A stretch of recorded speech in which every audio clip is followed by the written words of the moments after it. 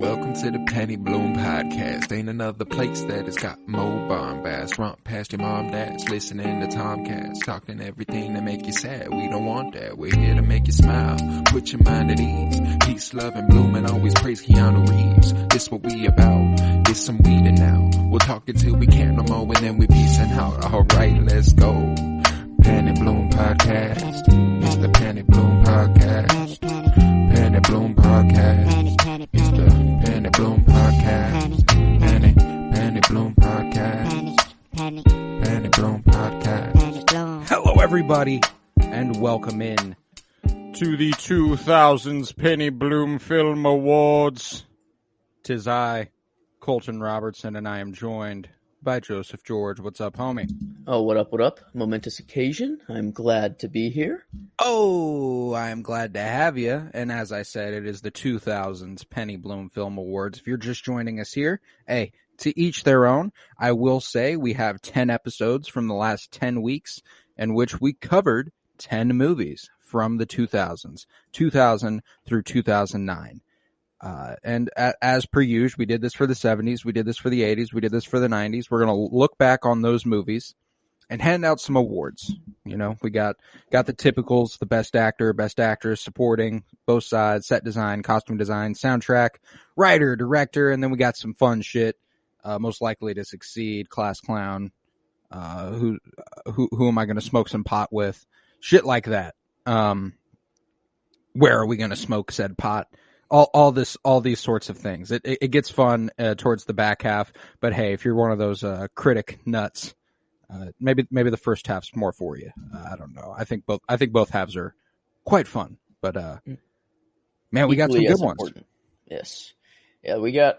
I mean, we started filling out the nominations kind of as we were going this decade, and the actress and actors. It filled up pretty quickly. Yes, there's only one spot left in the actress and the actor role.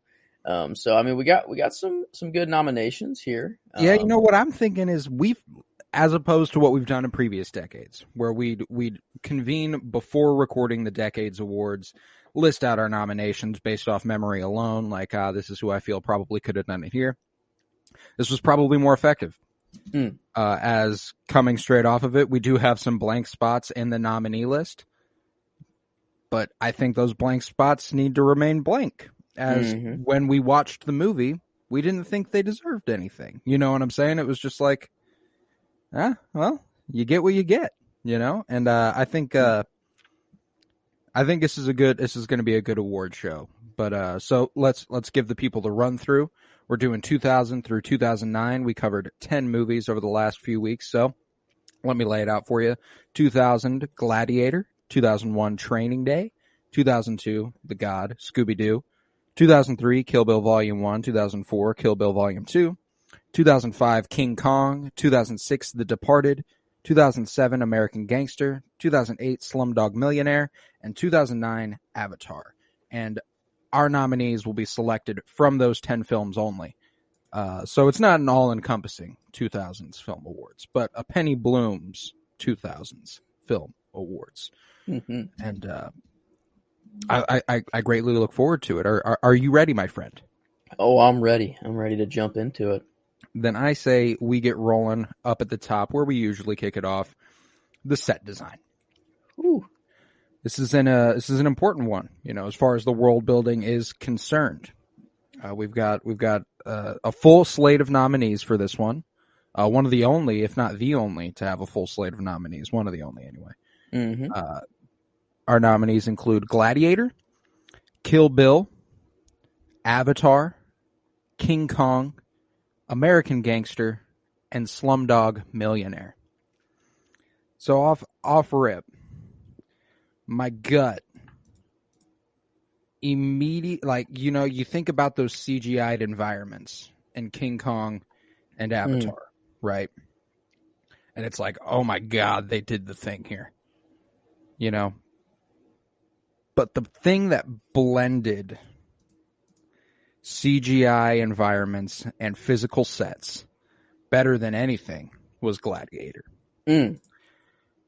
Taking us back to ancient Rome and kind of like setting us up in like Commodus's room and the quarters for everybody and the battlefields, and it's like, oh my god, that movie just nailed that shit for me.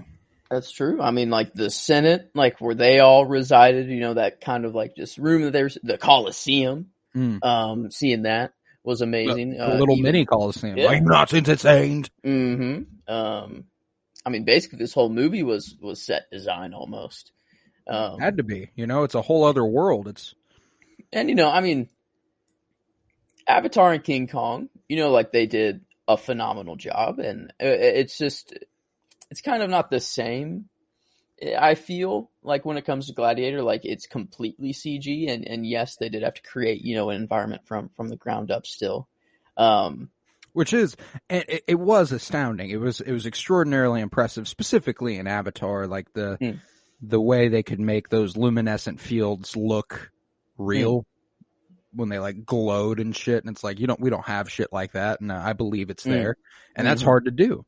And it definitely built the world of Pandora very effectively. And King Kong had Skull Island down to a T. I felt like they knocked that out of the park. And when they came back to New York, I mean, it didn't look like 2005 New York. No, it did not. That's a good point. I didn't even consider that. Like the streets, whenever King Kong's outside, like you got a cool set up there. And in that same vein, American Gangster. Mm-hmm. Taking us back to 70s New York and New Jersey and all these places, like from a purely like there is not CGI in American Gangster. Every environment was as they built it, which is pretty impressive, And I mean, Slumdog Millionaire, like even though it was ravished and run down. Like, I mean, I don't know if they were built sets. I don't know if it was actually on location. I mean, it seemed very real. I don't know. Danny Boyle has that knack for capturing the gritty and the dirty. Like he did the same with Train Spotting, and it also got a nod for set design in the last Decade Awards. But unfortunately, much like last decade, I don't think he'll take the win. And I mean, Kill Bill, like kind of like I'm thinking of the what are they called?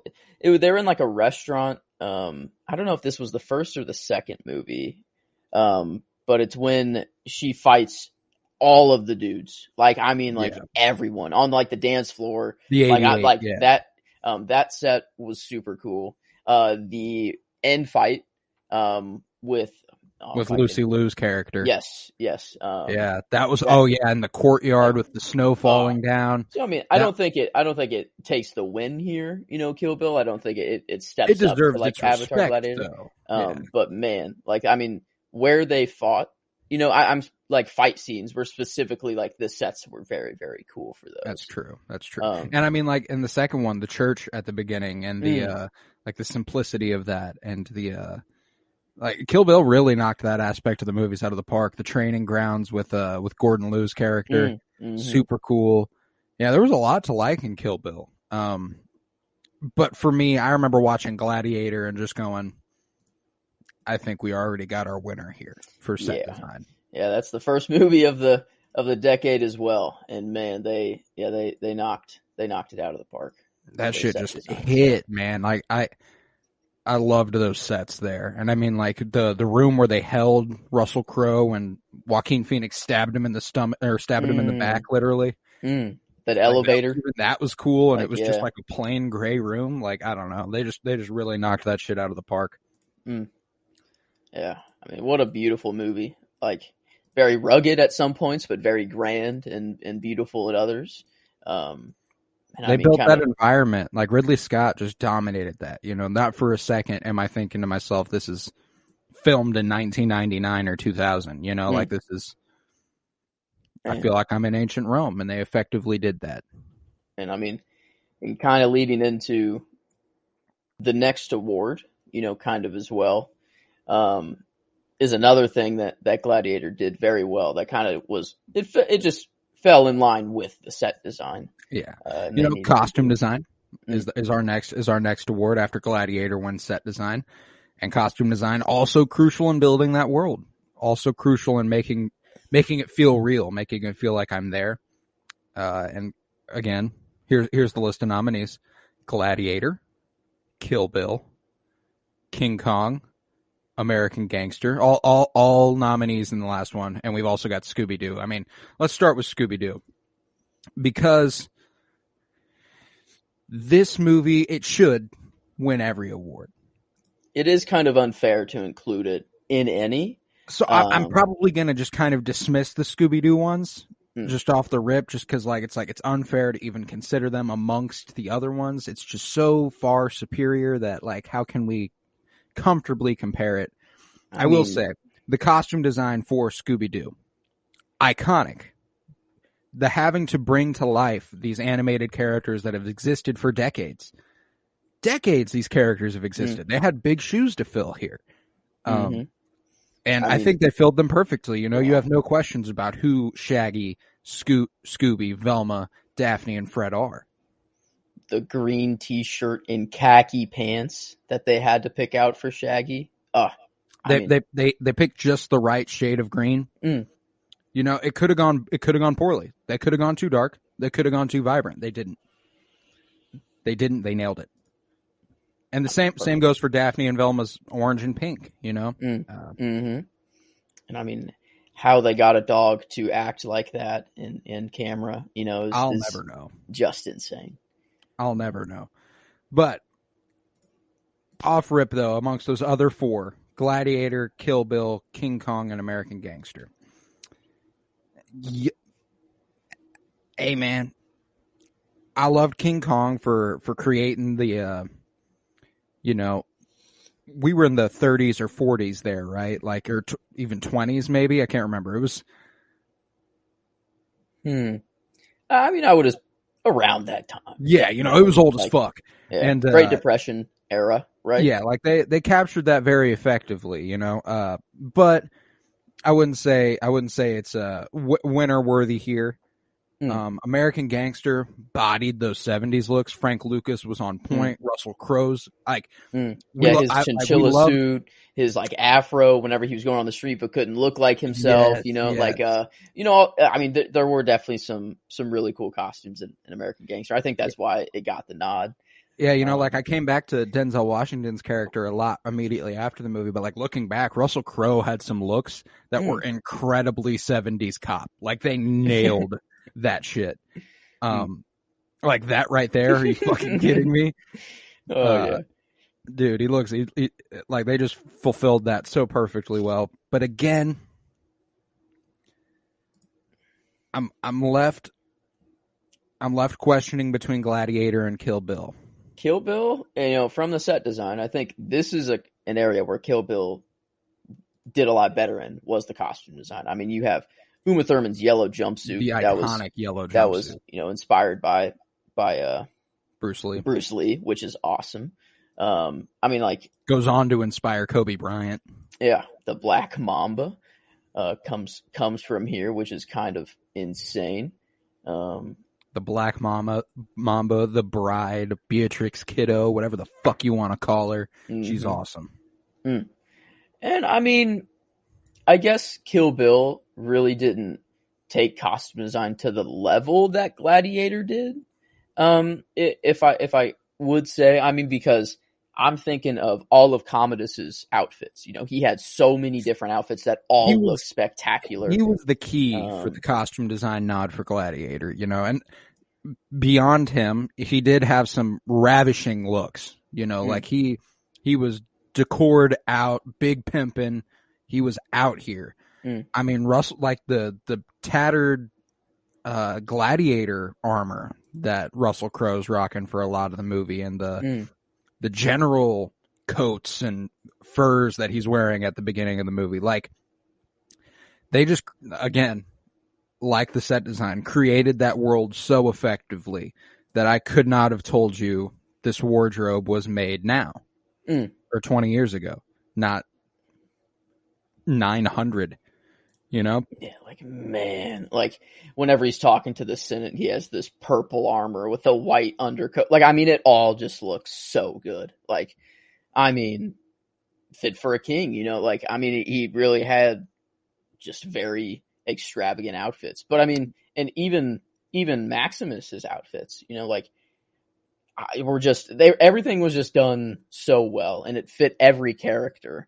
And I mean, I think Commodus kind of had the strength here in costume, but I mean, even just the little bits of armor that he was given in the gladiator pits and stuff like that Maximus was given were great. And the purple, like, I mean, whenever the first Caesar was rolling up at the very beginning, on the horse watching the battle, I forget his name. Aurelius. Yes, Marcus Aurelius. Oh, yes, But Marcus whenever Aurelius. they're up in the purple, you know, watching the battle at first, like, every costume was awesome. So I think if we have to give a winner here, I think Gladiator. It's got to be Gladiator again, man. It's the most, like, as far as world building and effectively convincing me I'm in the period I'm in, Gladiator is pretty much maybe the best movie of all time in that regard, in terms of just, like, capturing a period and exemplifying it on screen. Like, the set design and costume design were key to that. You know, and we'll get here, but the only thing that makes me go, well, this is a dude from the 2000s is Russell Crowe. Being called, like, the Spaniard and shit. I'm like, well, it's a white man Russell Crowe. But True. Aside from that, man, they knock this shit out of the park. Wow, yeah. the first two go to Gladiator, and you know that an honorable little lineage for those awards. Set design in the 70s went to Star Wars. In the 80s, it went to The Shining. 90s, it goes to The Truman Show, and now it goes to Gladiator for set design. Costume design in the 70s, again, Star Wars. 80s, The Breakfast Club. 90s, The Matrix. And 2000s, Gladiator. So Gladiator, first time since the 70s that the same movie has won costume and set design. So wow. Very cool. Good company to keep with Star Wars there.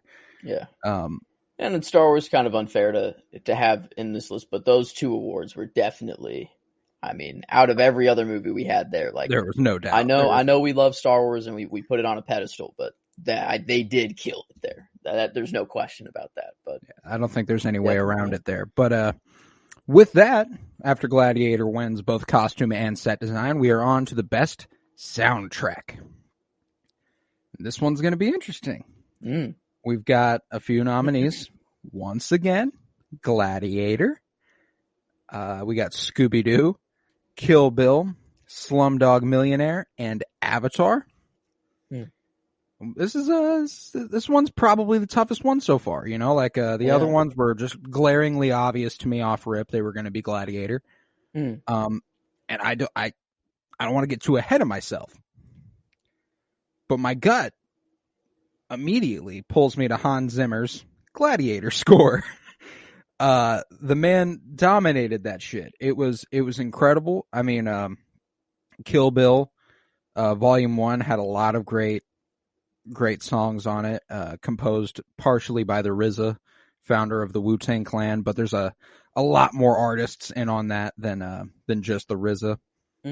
That shit was gas. Slumdog Millionaires was another one with various artists, but again, absolutely awesome. I was trying to think because Avatar, that's that James Horner score. So what we're looking at here if I'm between three, I'm between Gladiator, Slumdog Millionaire, and Avatar. I'm going to go ahead and narrow it down for you. It's Gladiator versus Avatar. The bookends of the decade, that's kind of cool. That is cool, yeah. You know, Gladiator's got that Hans Zimmer score that just destroyed. And Hans Zimmer, obviously legendary for a plethora of soundtracks. Interstellar, the Dark Knight trilogy, so much more. The Amazing Spider-Man 2. James Horner did The Amazing Spider-Man 1, interestingly enough, and he also did Avatar. So we got a couple Spider-Man scorers here, which is nice and fun. I guess they're kind of two different soundtracks. Oh, very. To me, like the Gladiator one, it's not like I can remember like any song from it or like give you like I don't know, anything. It's just kind of like in the moment, it makes you feel what you're supposed to feel. Right. But Avatar, it's kind of more of a world building. That's what it's used for more. Like it's like the Na'vi, like them, there are, kind of singing or like their music in a way. True. Yeah. There's a lot of examples of their montages in the movie because the movie tends to blow itself on the visual effects side. So like it was like, check out what we did. There's not going to be dialogue for a couple minutes. We're going to show you this environment, them running through it. You're going to listen to some music, hear the sounds of the forest, and here you go. So yeah, it took me to Avatar as well. I remember watching Avatar and going like, wow, like this, it lends itself to the beauty of the film. Like it captures the vibe of Pandora extraordinarily well and effectively. Yeah, I'm listening to the soundtrack now and pretty confident. Yeah, I mean, like every song, like whenever Jake is getting the spirit kind of floaty butterflies, I always forget the name, what they call them, but whenever they're going like landing on his body, like that song was like it's so beautiful. Whenever like he becomes one with the people, that ceremony, that song, is very memorable. And then climbing up to go get your Banshee, like whenever they're just climbing up and it's just like just showing them climbing for like a good couple minutes. I mean, like, and then like whenever he jumps off and flies with it, and it's you're right. You're right. I think Avatar is our winner here. James Horner gets a dub. For his Avatar score. It was a beauty. James Horner and Leona Lewis co-did the Avatar score. So Avatar, a great succession hard to beat Hans Zimmer. And this was our first decade without a John Williams nominee. Wow. Without John Williams, it goes to anybody else. Because previous decade, 70s, he won for Star Wars. In the 80s, he won for Raiders of the Lost Ark, and the 90s, he won for Jurassic Park. I mean, and dang. Here, James Horner wins for Avatar. James Horner and Leona Lewis. So that's a good succession there. Star like those Wars, Raiders, Jurassic Park. Dang, like those are goated sound. Like, yeah, no, I'm sorry to all the other nominations, but I mean, they just stood no chance. There wasn't a shot. This one's a little closer between Avatar and Gladiator. And I think depending on what you like in a soundtrack, kind of sways your opinion one way or the other. But I don't know. I feel Avatar does feel like the natural successor there. Gladiator's a very close second, though. It's not far off.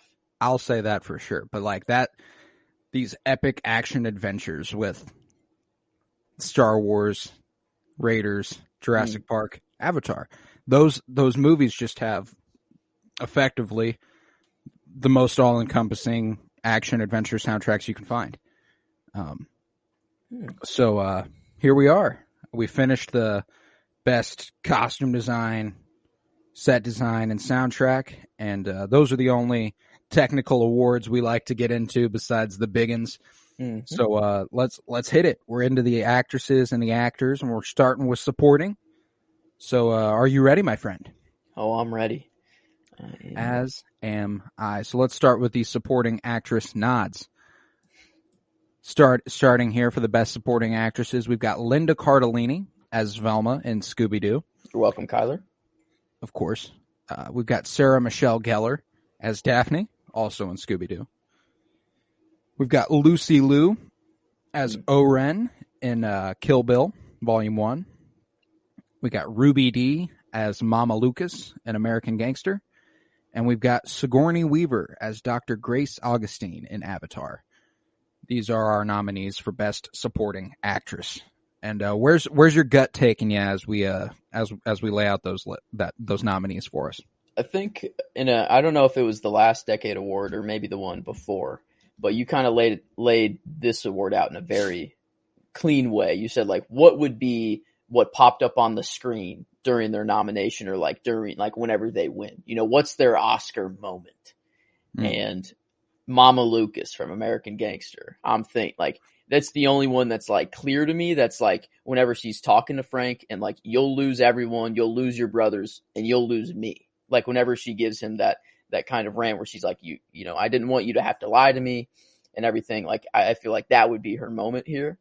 I was kind of in between her or Sigourney Weaver, but honestly, I don't think it was Sigourney Weaver's strongest role. I tend to agree. It didn't call for her to dig super deep into the bag. I think if she had any moment, it was whenever they woke them up and like held like out of their avatar bodies and brought them back into the real world, and she was like struggling against them. Like, like that shit was strong. And then, but yeah, we love Scooby-Doo. It's the greatest film of all time, and as such, it's unfair to compare Linda Cardellini and Sarah Michelle Gellar amongst this list.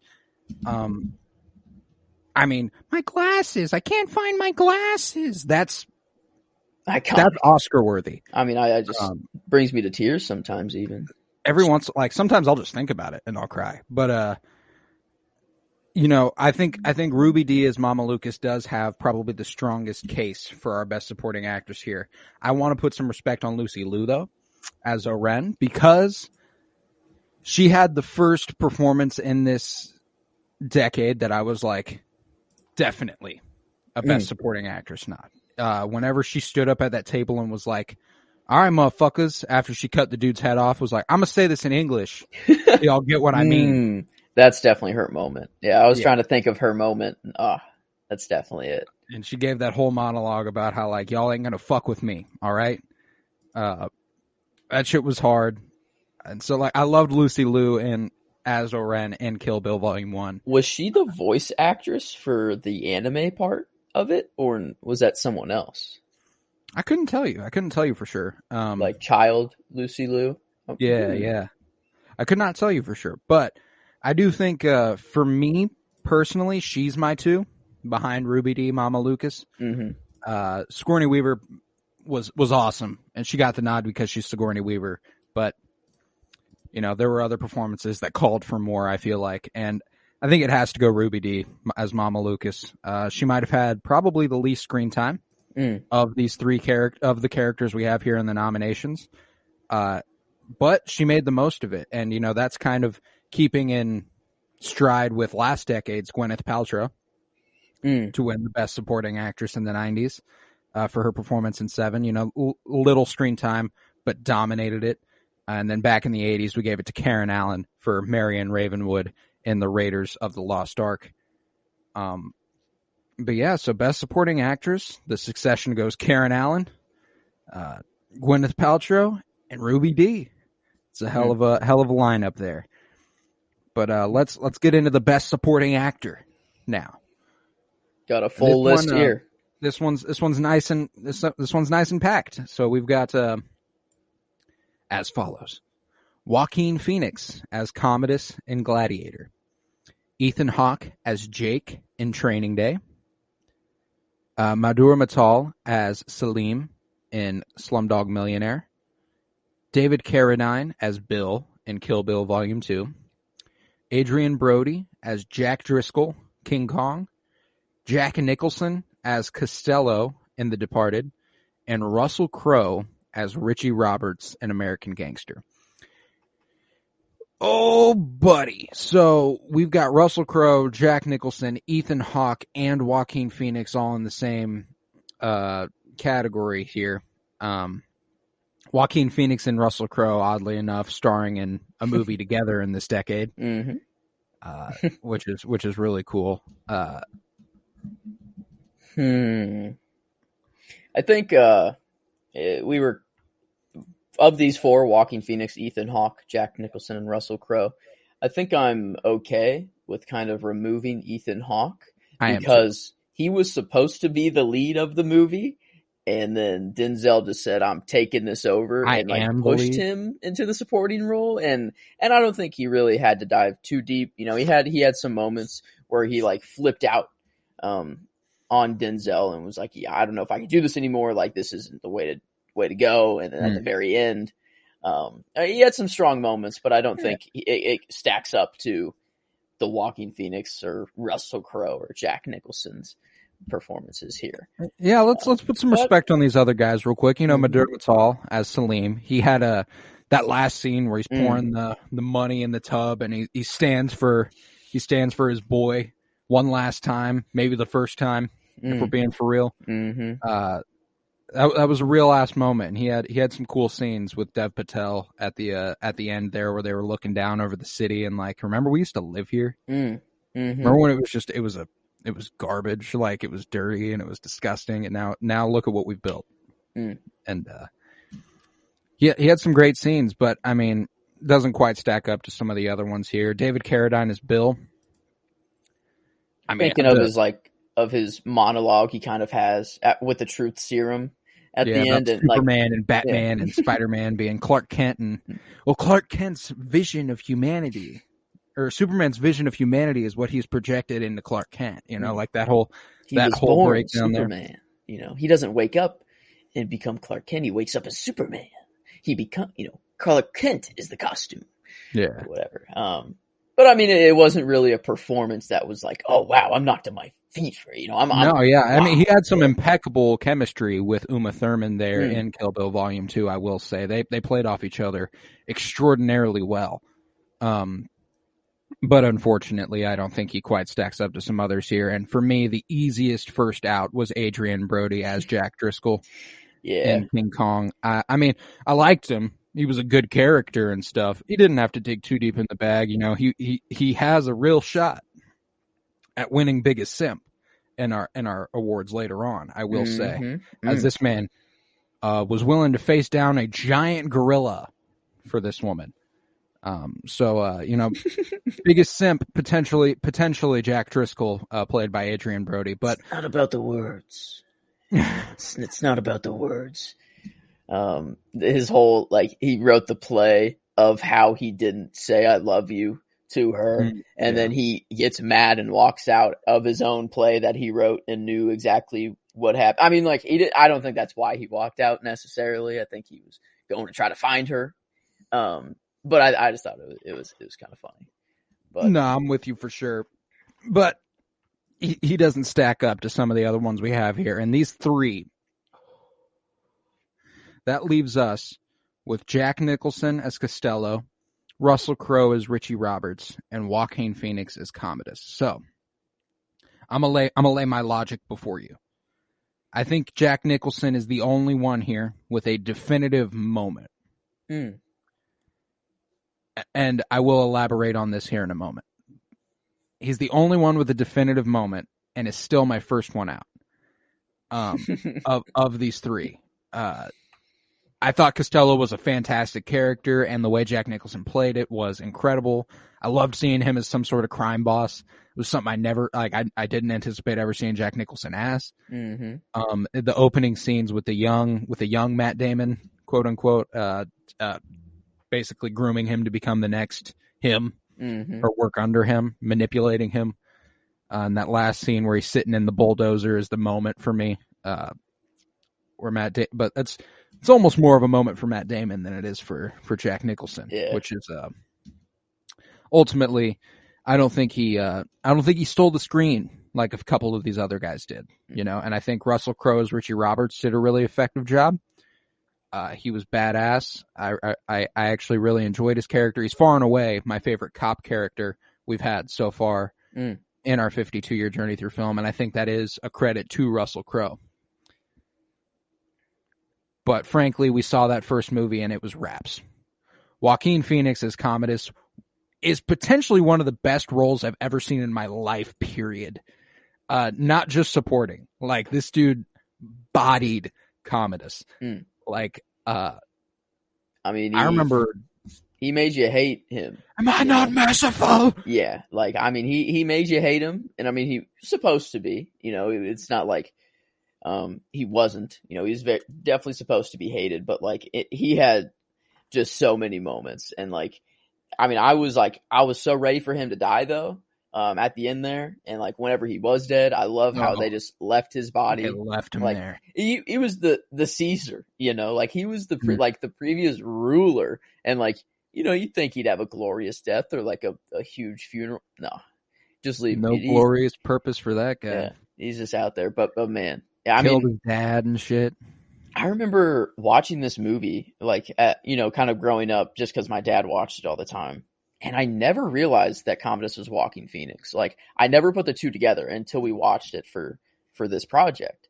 And I knew him as the Joker pretty much, and that was it, as, Joaquin Phoenix pretty much.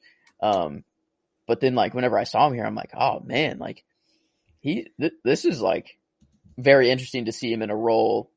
I'd known him. I'd only known him from Joker, a movie called Her. Oh yeah.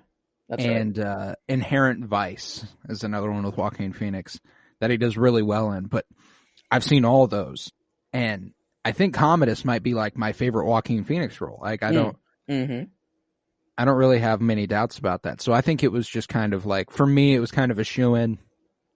I started reading this nominee list, and it started with Joaquin Phoenix as Commodus, and I could have stopped there, frankly. Like, and that's saying something. He's in a category with Ethan Hawke, Jack Nicholson, and Russell Crowe, and I don't think they held even the slightest fucking candle to what he did as Commodus. So I think that marks Gladiator's third win so far in like 5 categories. Wow.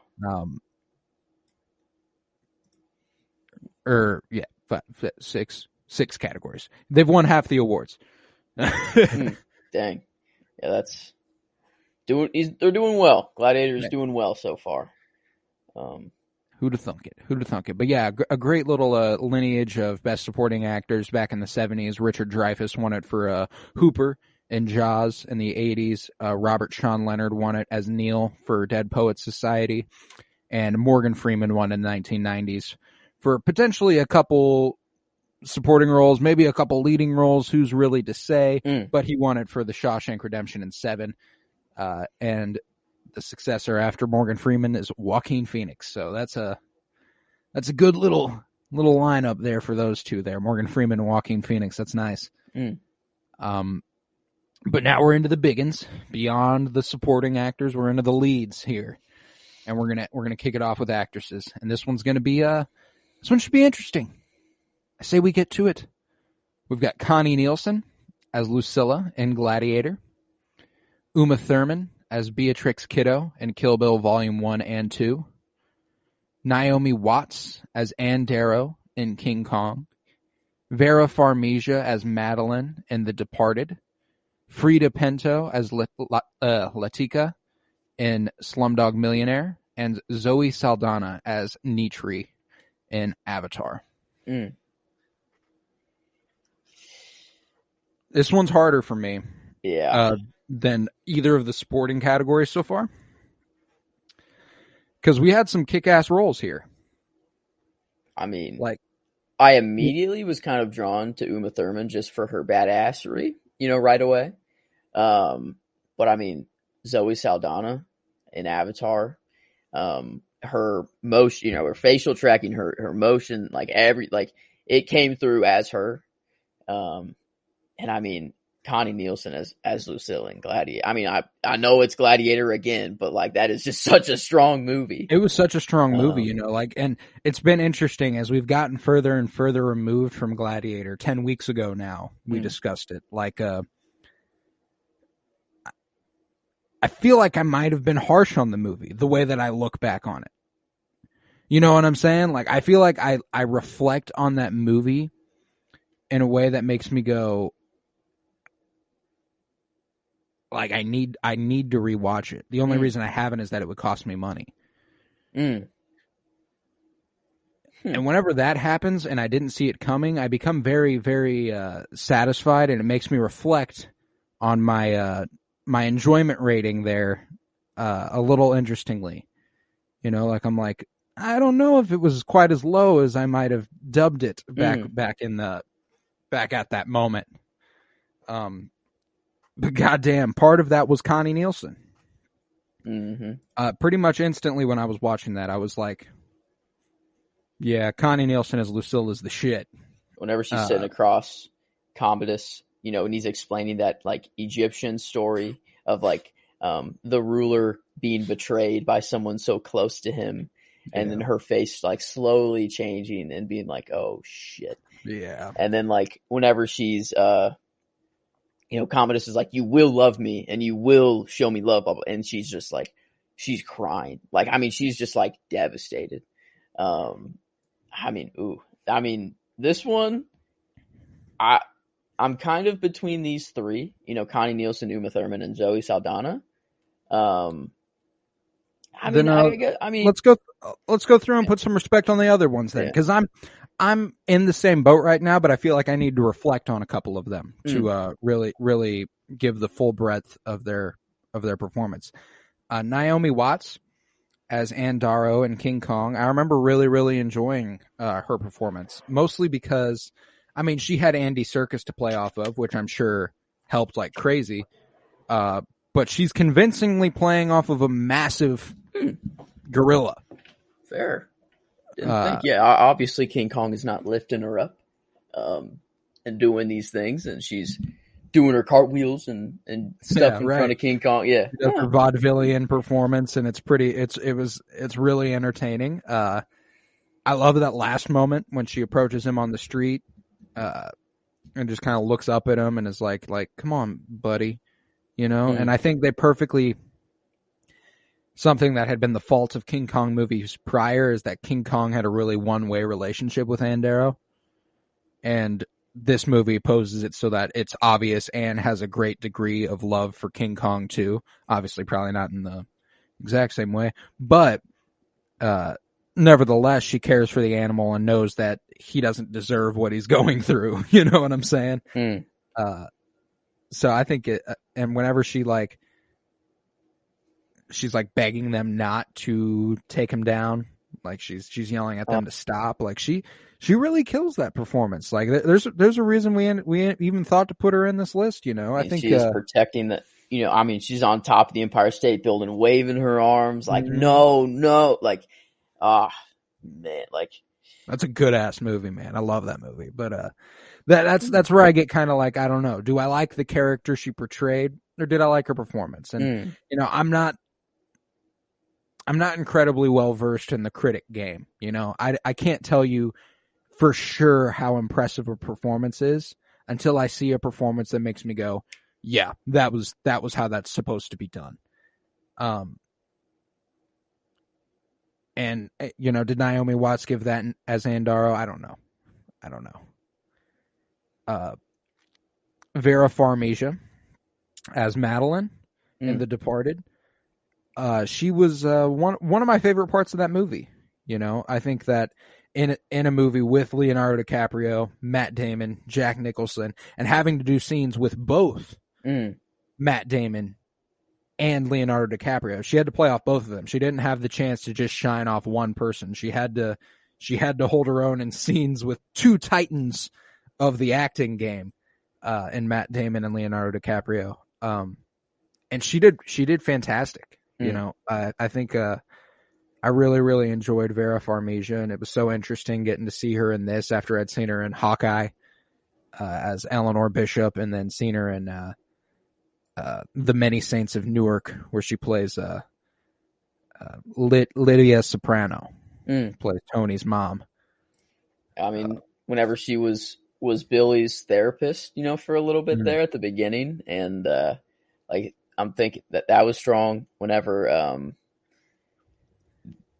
I think Matt Damon's character, he's contemplating like moving. He's like, we got to get out of here, and she's just like next to him in bed, and like, oh no, whenever she figures out that that Matt Damon is strong, how he's connected, man. She hears it on the headphones, and then like, oh man, she does have some strong moments actually. Now that I think about it, I was kind of quick to dismiss her a little bit, because when I think of The Departed, I do think of like Matt Damon, Jack Nicholson, Leonardo. Right. My thing is that like, I think that these women specifically Vera Farmiga and Frida Pinto brought something to their roles that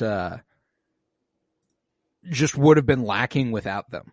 Like it feels like those roles were supposed to be them. I don't know how to elaborate on that much more, but Frida Pinto perfectly captured Latika. Her running to the phone. Like, yes, Vera Farmiga did the same for Madeline. So like I loved those performances, like I think they might be my favorites from the decade. It's just a matter of like weighing my favorites versus what's best, and that gets kind of hard for me. Yeah. I mean, I'm still kind of stuck between the three that I mentioned at first. And I think if I have to get rid of one of these three out of Connie Nielsen, Uma Thurman, and Zoe Saldana, I think I'm getting rid of Connie Nielsen. I think so too. It's not because she did poorly, just because of how well Uma Thurman and Zoe Saldana did in their role. I'm with you. I think that their roles are just a little stronger. Uma Thurman has 2 movies going for her, and I know we're kind of only supposed to choose one role, but She's volume 1 and playing the volume 2, same it's character, though. the same movie. It's all the same. Yeah, story. That when it came to Russell Crowe's characters, Maximus and Richie Roberts, it's fair to split those up because they're not the same character. He has to portray a new person. Denzel with Frank Lucas and Alonzo in Training Day. 2 different roles, not the same character. Uma Thurman, she's playing the bride, she's playing Black Mamba, she's playing Beatrix Kiddo in both movies. So I think it's fair to consider them side by side. I will say she had a much greater chance to shine in volume 2. That was when the emotional side of her story really came into play. Volume 1, we see her on this revenge bent path that is kind of dominating her performance throughout the movie. Like she is just a woman on a mission in that first movie, and it's just her going place to place fighting people. But that second movie, we get more of those conversations with Bill and the reflection on her daughter, playing off of her daughter, meeting her daughter. All of that side of the story just called for her to dig much deeper into the bag than volume 1 had her do. And, reflecting on it, I think it's Uma Thurman. Yeah, it's tough. I mean, Uma Thurman, she didn't have, she was just herself. She wasn't a 10-foot tall, or I don't know how tall they really were. But I mean, roughly. Credit to Zoe Saldana. I mean, she, didn't have her face right then and there, even though she kind of did, by proxy a little bit have her face there. They can only do so much there, like if we get a human Zoe Saldana here, I have little to no doubt that I'm convinced she did better, but the limitations of becoming a CGI character they don't take away from her performance because she elevated it. I spoke on this last Friday with the Avatar podcast, how like I wasn't sure if they were completely CGI or if they were motion capture until I saw Zoe Saldana act with body language. And I was like, that is Zoe Saldana. I've seen that. Like whenever she feels betrayed by, at first and she's like, you get out of here. Like, like her super strong emotional moments, like get out of here, never come back. Her hissing. And then like the loving moment, like whenever they're falling in love and like at the very end there. I mean, really, she picks up, his human body and like puts them at, and like sees him as his human form, whenever she jumps into the pod or I don't know, whatever you want to call it, that little mobile unit that they had. Man, I don't know. I know. Like we keep talking about Zoe Saldana's performance, and I really liked Zoe Saldana's performance in Avatar. Like that was probably the highlight of the film for me was Zoe Saldana in playing that role. I mean, she was strong. I just don't like when I think of Uma Thurman. Like I'm thinking of her Volume 2 performance here. She had all the badassery of the first one and the emotional resonance. I mean, like, Yeah, she had a chance. She had a chance to do something really, really good with that second movie. I think it's just because I watched Avatar last night, not 6-7 weeks ago. mm-hmm. It's Uma Thurman. You know, like I think it is Uma Thurman as Beatrix Kiddo. Because she killed that shit, man. Like, I remember watching those movies and just being like, fuck, this is outstanding. And, you know, I mean, this is comparing the movies more, but the reasons I like the movies are Uma Thurman and Zoe Saldana. But I rewatched the Kill Bill movies before I rewatched the Avatar movies. That's fair. Yeah. Yeah, I think I'm looking through these, you know, these pictures of Kill Bill, and I'm thinking Uma Thurman's the right choice here. I don't think it's close. It's not like she blows Zoe Saldana's performance out of the water, but I think she deserves this award for sure. I think so too. And it's fitting as the lineage here has been nothing but epic women, and it would have been no matter who won. But Carrie Fisher as Princess Leia Organa in the 70s, Sigourney Weaver as Ellen Ripley in the 80s, Lorraine Bracco as Karen Hill in Goodfellas for the 90s, and now Uma Thurman as Beatrix Kiddo for Kill Bill Volume 1 and 2.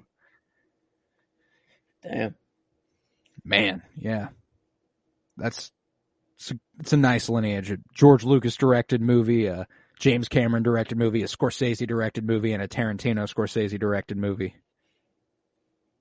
Yeah, I mean, some powerful women there. I mean, you know, kind of, we got Sigourney Weaver back there, you know, instead of like, you know, the Avatar was here, you know, and she was up and supporting. So I'm glad she has an award. She definitely deserved it for Aliens. Oh, no doubt. And Lorraine Bracco and Carrie Fisher. I mean, yeah, I mean, they were, I think, were they kind of like, did they take it pretty easily? I mean, I'm pretty sure Carrie Fisher took it. And Carrie Fisher also had to compete with, I think Jodie Foster was the one that was like really, really the thing there in Taxi Driver, her being a 13-year-old who came into that movie and just dominated it. Linda Hamilton as Sarah Connor gave Sigourney Weaver a little bit of a run for her money. For the 90s was our hardest Best Actress category yet with Laura Dern, Uma Thurman nominated last decade, Carrie Ann Moss, and I'm feeling a real kinship between the Carrie Ann Moss and Zoe Saldana nominations. Like, I feel like they both just absolutely fucking rock, and I love them, but I just couldn't quite commit there, you know. It had to be Lorraine Bracco and Uma Thurman, and I like Uma Thurman coming off the 90s, having not gotten the nom for Pulp Fiction, getting the win for Kill Bill. Very fitting. There we go. Now on to the best actor here. Let's do it. Of the aughts. Alrighty, so the nominees are as follows: Russell Crowe as Maximus, Gladiator; Denzel Washington as Alonzo, Training Day; Matthew Lillard as Shaggy, Scooby-Doo; Leonardo DiCaprio as Billy, The Departed; Denzel Washington again as Frank Lucas, American Gangster; Dev Patel as Jamal, Slumdog Millionaire. So a couple Denzels. And I mean, like, let's talk it, the obvious thing staring us in the face. Yes, Matthew Lillard is probably deserving of this award. I mean, one of the strongest characters across all of cinema. That's potentially the strongest character work in the history of acting. I mean, what Matthew Lillard did with Shaggy here. To come into this role with decades of storytelling behind it, and to fill it so perfectly. That cartoon had come to life in Matthew Lillard. Whenever I'm thinking of Shaggy, no one else pops in my brain besides Matthew Lillard. And Zoinks, dude, why would they? I don't. Yeah. So unfair, you know, that he is here. The obvious win here, but you know, let's let some other people shine here. Yeah, naturally. So I'm jumping, right out. Frank Lucas, Denzel Washington is there for me. It's my boy, Denzel.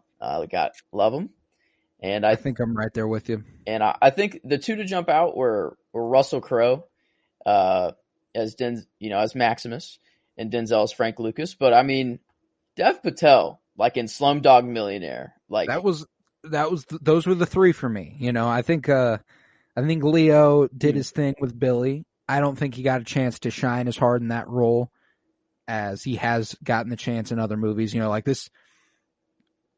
I've seen Leo in a lot of things. And in a lot of things, he's pretty much no doubt best actor. I have any reservation about one of his characters winning best actor. I know he's not. Because I know when he is. Yeah. And I don't think Billy was his strongest role, but I think I don't think it's his fault. I think it's the writing side of that movie. I don't think it was done quite as well as it could have been, but nevertheless, he bodied what he could. Denzel as Alonzo. That guy, he won Best Actor at the Oscars that year for that role. As much as I didn't like that movie, it's funny, like looking back on like Gladiator and Training Day coming back to back, how Gladiator has risen since I watched it, and Training Day I've had no interest in going back. Yeah. The only thing that ever makes me go maybe is Denzel Washington. Yeah. He absolutely fucking kills that movie. He stole the show.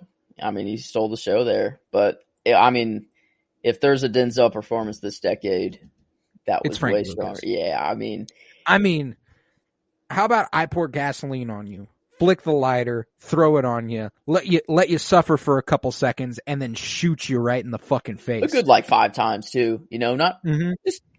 And then in the street, you got oh my god, the actor's name, Idris Elba. Thank you, Idris Elba. Just point blank in the street in front of everyone, doesn't care. He's a businessman. He cuts out the middleman. He goes straight to Vietnam. He takes advantage of the war. That's $25,000 alpaca. You blot that shit. Exactly. I mean, hey, this dude, he knows what he's doing, and I mean, after that, no one talks to me anymore. I don't know. All of his moments were, I don't know what moment to choose. No, yeah, we talked the range of of certain characters not being quite there, so they can't win. And Denzel didn't have to put on a lot of range for this movie. I mean, we saw him happy, we saw him angry. But this man's so talented that I know Denzel Washington when I look at him. He immerses into these roles so effectively. It's insane shit. Seen him in Malcolm X, he was Malcolm X. He won in the 90s for Malcolm X. Oh shit, yeah, he won last decade for our Decade Awards, and now he's got 2 fucking noms here in the odds. I mean, wow. I mean, he's very obviously Denzel, but you're watching the movie and you're not thinking of him as Denzel. No, you're not. It's a really hard line to walk, and I think it's something Leonardo DiCaprio usually does very effectively. But this is one of those roles where I'm watching it going, that's Leonardo DiCaprio versus Matt Damon. And Russell Crowe as Maximus. I really, really enjoyed Russell Crowe as Maximus. This man absolutely floored me in terms of that last little monologue after he's done the deed. And he's like, by the order of King Marcus Aurelius, the power will be given back to the people. And he just collapses there at the end, man. That shit was strong. He did what he set out to do. Yeah, that shit was incredible. But, and then Dev Patel as Jamal. I really, really enjoyed his performance. Another one that I don't think required such a deep bag. regardless of all the shit that was happening to him, you know, like he did play this like sort of worn down optimism thing really, really well, that like he wore it on his face, you know, like whenever the guy's acting like, are you nervous? And he's like, are you? And he's like, am I nervous? You're the one with the fucking millions of dollars on the line. Like, what the fuck? He's like, oh shit, I don't know. I'm sorry. Like, that's just such a genuine thing that it's so hard to fake. Like feeling that in that moment, like that confusion and just kind of like, I don't know, man, I'm riding the fucking adrenaline high right now. I'm on fucking Who Wants to Be a Millionaire and running this shit. So like, and him being interrogated, you know, like, I just, whenever someone asks me a question, I tell them the answer, you know, like all of his little like snarky remarks that were there. And then they slowly started to believe him over time. Him not believing the host, you know, taking the answer, you know, he just switching it up. And then whenever he gets that call, you know, from his girl, he doesn't care. He doesn't care what the answer is. He got what he wanted. He got what he needed, man. So yeah, I really love Dev Patel as Jamal. I'm sitting here with a glaringly obvious answer in Denzel Washington as Frank Lucas. Yeah. Like of our best actor categories over the 70s, 80s, 90s, there has never been one so easy as this. There is usually a little bit more deliberation required. You know, like back in the 70s, we had Marlon Brando, Bob De Niro, Al Pacino. Like, damn, that's going to be hard, and it was hard. We got Marlon Brando winning the 70s, 80s, Harrison Ford winning over, again, Al Pacino, Jack Nicholson, Robin Williams, 90s, and Denzel Washington with a back-to-back here in Decade Awards, as he won in the 90s for Malcolm X, and he wins again here for American Gangster with Frank Lucas. So, goddamn, man. Denzel with the back-to-backs. You gotta love it. Let's skip over Best Director and go to Best Writer, as this category was fun. We went through, and as we said at the beginning of this beginning of this episode, we decided to give out the nominees this time around as we watched the movies. If we watched a movie and we're like, wow, the costume design here is crazy, go ahead and put it on the Excel sheet. This guy deserves Best Actor. Go ahead and put it on the Excel sheet. This guy deserves Best Director. Put it on the Excel sheet. Best Writer had the same logic. It had the same logic. And it took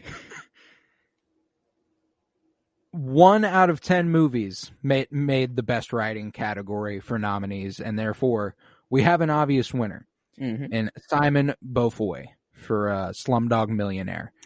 And I'd say if there are any other movies that do grab the nomination here, but not the win for sure, it would be Kill Bill Volume 1 and 2.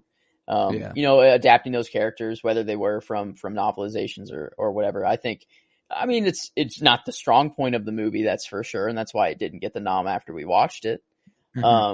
But I feel if there are any other nominations there, but yeah, the glaring winner here is Slumdog Millionaire. I mean, that's what that movie was. It was very tightly written, you know, like the storytelling device it used with Who Wants to Be a Millionaire and the use of flashback, and like it was so effectively written that's the reason the movie is good. You know, like if it's written any more poorly, it's like I don't know what the fuck, like I don't know what to like about that movie there would be, you know, like if the writing falls apart, the movie falls apart, and you know that can be said for pretty much any movie. But we had a lot of movies that I really enjoyed this decade that just like it was like, well, it wasn't written particularly well. You know, like I loved King Kong, but I wouldn't say it was a particularly well written movie. I loved Gladiator looking back, but I mean it bored me for an hour and 45 minutes. Training Day, I mean I didn't like it and it was bad. Yeah. Yeah, I mean, I don't know, sometimes it just happens like that, I guess, you know, like sometimes it do just be like that. But, you know, the lineage here is, I mean, it's Slumdog Millionaire is joining some good company here. I mean, you got George Lucas, for Star Wars. I mean, that's Star Wars. pretty obvious there. Yeah, he won for Star Wars and American Graffiti in the Mm-hmm. 70s. And then the 80s, we had Tom Schulman for Dead Poet Society, which is another movie that was like, and I think that's an interesting one that like makes a lot of sense right next to Slumdog Millionaire as our winner for Best Writer of the Decade, where it's like the movie was so effectively well written emotionally that like the direction didn't need to be as great as it was, the acting didn't need to be as great as it was, the writing alone could have done it. Dead Poets made us change our view on the enjoyment rating completely from that point on. So I mean, that movie was very strong, and it is a good mirror to Slumdog Millionaire. And then the 90s, we got John Singleton for Boys in the Hood, again right next to Slumdog Millionaire, and another one that the direction didn't need to be as good as it was, the acting didn't need to be as good as it was, but that story was just so tightly written that like how can you deny it? And that seems to be the logic of our choices. And Simon Beaufoy for Slumdog Millionaire, definitely our best writer for the 2000s. Whew. And that leaves us in our critical awards with the best director. Our nominees are as follows: Ridley Scott, Gladiator; Quentin Tarantino, Kill Bill Volume 1 and 2; Peter Jackson, King Kong; Martin Scorsese, The Departed; Ridley Scott again, American Gangster; Danny Boyle, Slumdog Millionaire; and James Cameron for Avatar. I see you out here highlighting who you think the choices are. And I will say the three you've highlighted here are certainly there. I cannot limit this to three, though. Are you? I'm having a tough time. Are you also throwing in I'm throwing in both Ridley Scott's and Danny Boyle. It's crazy that we have a category where in Best Director where my first one out is Martin Scorsese. For Gladiator, the only reason I didn't highlight it was because of the first hour 45. It was kind of like because it's stacking up against these, like against the others. Yeah. And I mean the ending. I mean it's kind of that movie where the ending makes it all worth it. So I mean maybe they knew that in mind, or they had that in mind, and everything, but.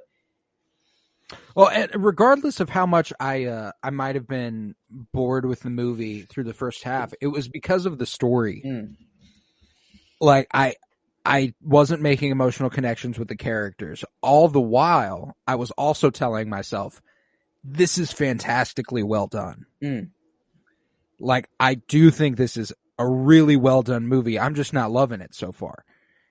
And that is a credit to Ridley Scott to be like, you know what, there is something wrong with this movie, but I don't think it's the fault of him. Like I think he had a really effective style, and it worked with Gladiator. You see the prior decades of like Blade Runner coming into play a little bit. I felt like I could see that coming into play with Gladiator a little, and I really, really enjoyed it. And then his other one, American Gangster, I think that might be my favorite Ridley Scott movie, as of the ones I've watched. It was incredibly well done, and he gets a lot out of Russell Crowe. I'll tell you that. I think if I'm between three, though, I'm still Quentin Tarantino for Kill Bill, Peter Jackson for King Kong, and James Cameron for Avatar. I mean, where I'm at with Avatar is this movie it did a whole lot for VFX and kind of proved to the world that like we're there, we can make a full CG movie, pretty much. And I mean, the shots that were shown were beautiful. So many wallpapers that you could take out from that movie. But I do think out of these three that it would be my first out between Kill Bill and King Kong. I'm gonna be honest with you. Besides Martin Scorsese, it was my first out overall. Yeah. I did really enjoy it, and I did think like all the things you said that were impressive about it stand. Like the VFX, it's otherworldly. To be able to direct a movie like this on a set that is just blue screen, I don't think people give directors enough credit for how hard that is. Like setting up shots when it's VFX shots. It's hard to set up a good looking shot even when it's there. Yeah. So when it's not there, and they're the ones telling the actors and actresses like, "Hey, this is where you are. This is what you're feeling. This is what you're doing." Like they're they're the ones steering the ship. They're driving the bus, and I mean that's incredibly hard. I mean they did have, kind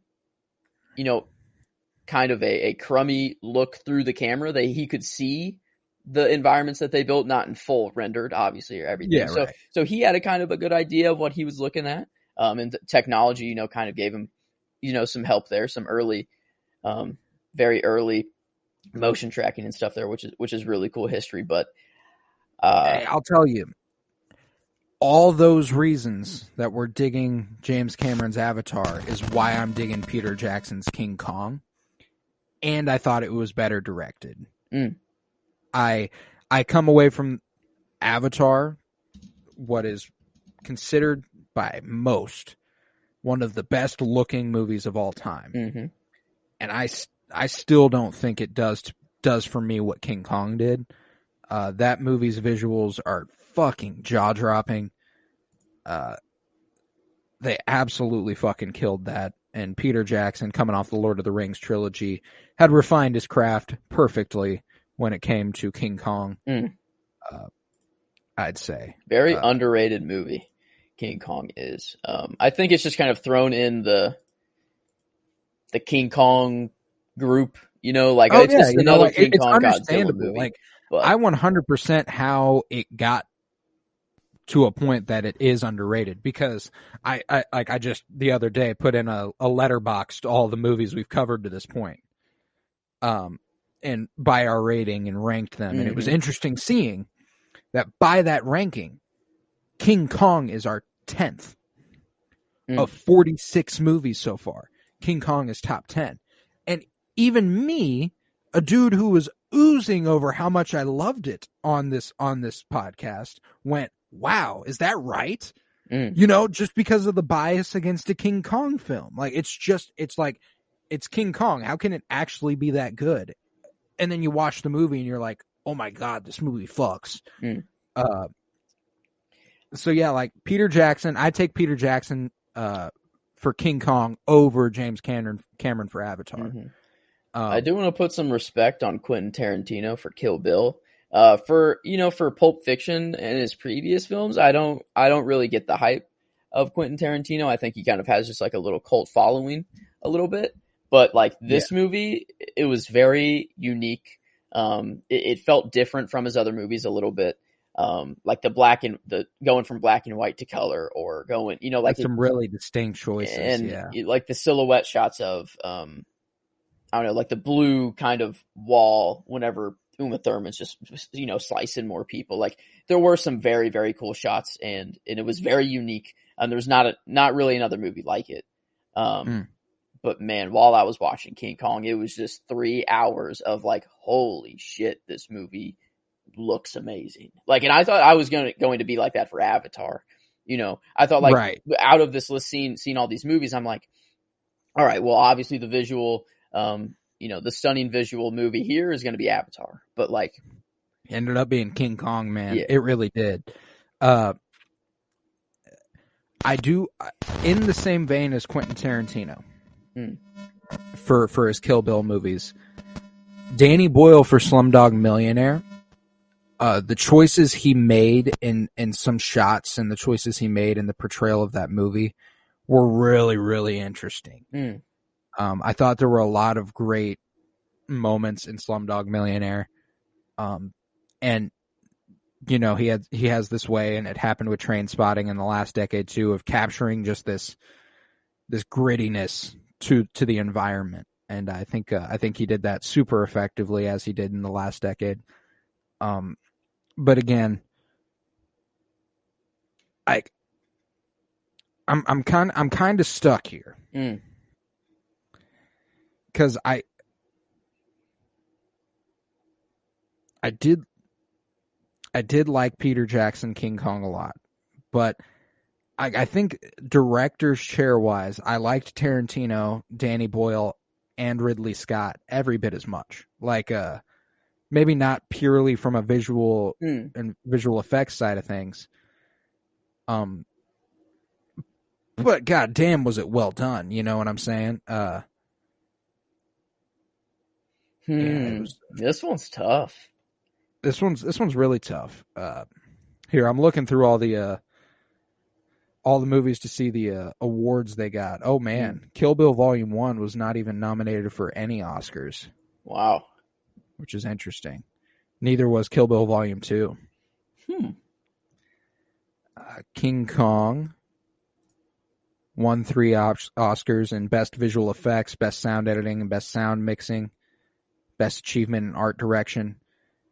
So of the 4 that I've laid out here, and Tarantino, Ridley Scott, Peter Jackson, and Danny Boyle, 3 of them were not nominated for their director's chair moments. One of them won. And it's just so interesting that like I'm not leaning towards that one. It was Danny Boyle. He won Best Director. Meanwhile, Ridley Scott for American Gangster wasn't nominated. Peter Jackson for King Kong, not nominated. Quentin Tarantino for 1 and 2, not nominated. Ridley Scott for Gladiator, however, also won Best Director, if I'm not mistaken. Which is just oh wait, no. He did not win. He was nominated though. Yeah. One Best Picture. So all very, very interesting stuff here, you know, and we did have a few best picture here, Slumdog Millionaire, Gladiator, both and The Departed. But that was our first out. And I'd be willing to bet The Departed won Best Director at the Oscars just because he's fucking Martin Scorsese. Yeah. I mean, maybe I don't know Best what achievement in directing, Martin Scorsese. But and I will say, if there's anything about The Departed that was fucking awesome, it was like the direction. I remember that chase through the streets with the shimmering glass that broke apart Matt Damon's face as Billy was chasing him into the alley, and it was like, oh damn! Like I remember that choice very specifically. Man, I come back every time to Quentin Tarantino and Peter Jackson. These two are very strong. And it's, whenever I'm thinking of King Kong, it is the visuals, it is the camera work and everything. And I mean, I don't know. Maybe it's not just that for King Kong. Like there were some other things that, I don't know. If I were to give Quentin Tarantino an award, like, it'd be for Kill Bill. It's it's not for any of his other movies so far that I've seen. And like, I think this is Kill Bill is what solidified him as one of the greats, you know, in directing. I agree. Yeah. It was just so unique. And that's what I keep coming back to, is that it is far and away of these movies here the most originally directed. You know, like it's, I haven't seen a movie like it before, and the only movies I've seen like it since are other Tarantino movies. So like, you got to put some respect on that man for that. I think. And for me, the more we discussed it, the more I started leaning towards him. But if it comes to it, like I'm not opposed to a little like a coin flip of sorts. Ah, okay. Heads Quentin Tarantino, tails Peter Jackson. I think it'd be the way. Here we go. If you'd like, I can. You got the. Well, here we'll do another one. Make it more heads. Well, I guess if we want to just stick with that one, yeah, it would be Quentin Tarantino. I mean that's My test also landed on heads. Wow, so. it's up to the coin flip gods, and It's up to the gods, and you know what? It landed where I felt comfortable with it landing. Mm-hmm. You have that gut moment when the coin's in the air, where you go, "Oh, I know what I want it to be." Yeah. And it was Tarantino. So I'm there with it, Mm-hmm. and our best director lineage has been an awesome one. And Francis Ford Coppola in the 70s, Stanley Kubrick in the 80s, Martin Scorsese in the 90s, and now Tarantino in the aughts. Man, what a decade. What a decade indeed. But before we get to the fun shit, what was the movie of the decade? Let's go over the previous winners. 70s, we had Star Wars. 80s, we had Raiders of the Lost Ark. In the 90s, we had The Shawshank Redemption. What is that movie for the aughts? I'm between Gladiator. I think Avatar deserves to be up there. Thinking back to, it's one of the most popular movies of this time, and it will always be. I feel like people will always look at Avatar as wow, that's a crazy movie to come out in 2009. Obviously Scooby-Doo, it's unfair. It's the movie of forever, the movie of That's of all time, the greatest movie that's ever existed. So, I think my three. If I were to nom three, I think I'm doing Gladiator, American Gangster, and Avatar. Maybe Slumdog, actually. It did have I'm 8 Oscars. I'm between Gangster and Slumdog Millionaire, man. Like those were my two gut feelings. And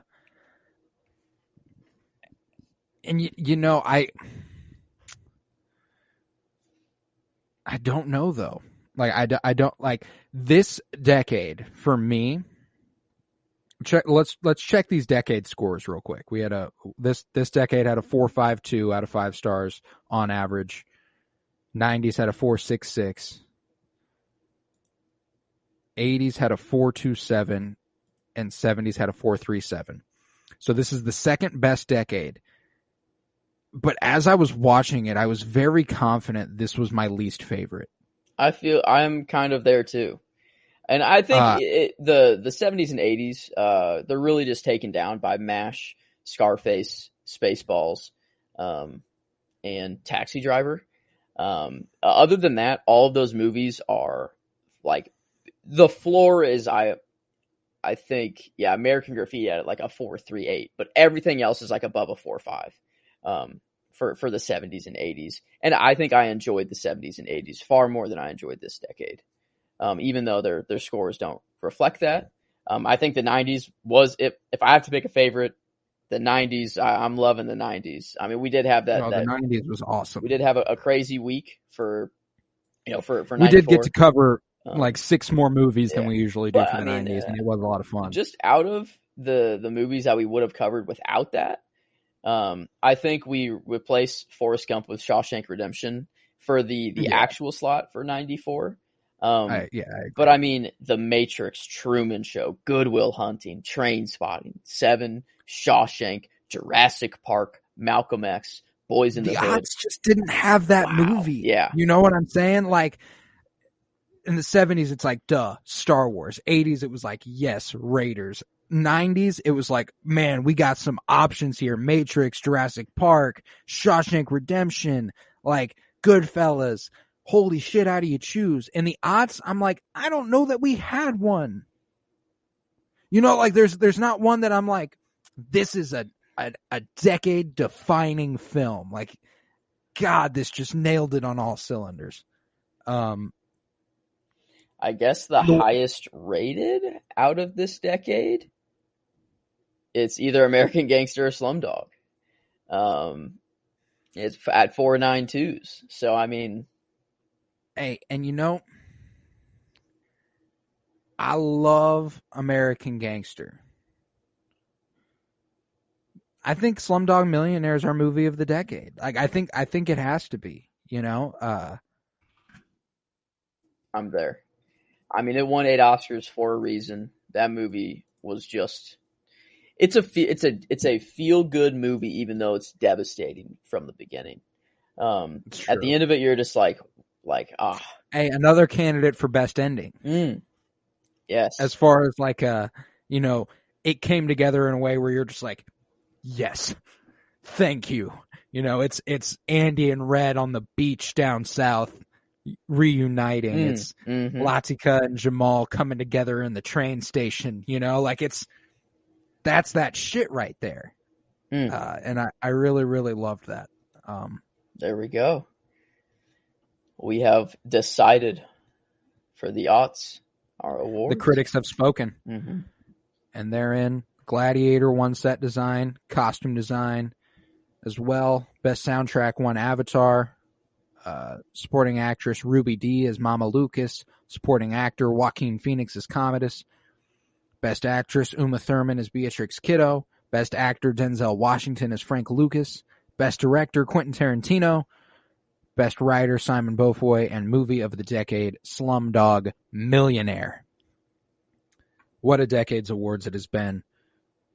Let's hit the fun shit. Let's get into it. All right, so the fun shit, we always kick it off. Who was the best at being the fucking worst?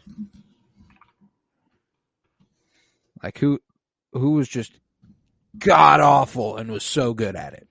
I'd say Commodus. I hated him quite a lot. Whether he was like, I don't know. He was like the one that kind of jumped off immediately. But then, what's that military dude in Avatar? With the scar on his head. Fucking sucked. Yeah, Colonel Miles Quaritch. What a fucking and Parker Selfridge, the corporate dude, also sucked. I think they both get a nod there. They both get best at being the worst nods. Yeah, for sure. Maybe Alonzo in Training Day. Ooh, I dig that. Yeah, definitely. Colonel. I hate the word Colonel. It doesn't make any sense. No, how did that even? How did that happen? How is it Colonel when it's spelled COLO? How is that Cur? That's a great question. But I feel like I'm forgetting someone though. Jack Costello, The Departed. Matt Damon, The Departed. Scrappy Doo. Scrappy fucking Doo, buddy. Okay, yeah, Scrappy Doo. Well, and we will revisit these nominees whenever it is time to choose a winner. We will come back to it. Best at being the best. Who are our nods there? Maximus. I mean, Maximus had to. Maybe. Let's see. I think that. King Kong. Dude's kind of awesome. Beatrix Kiddo.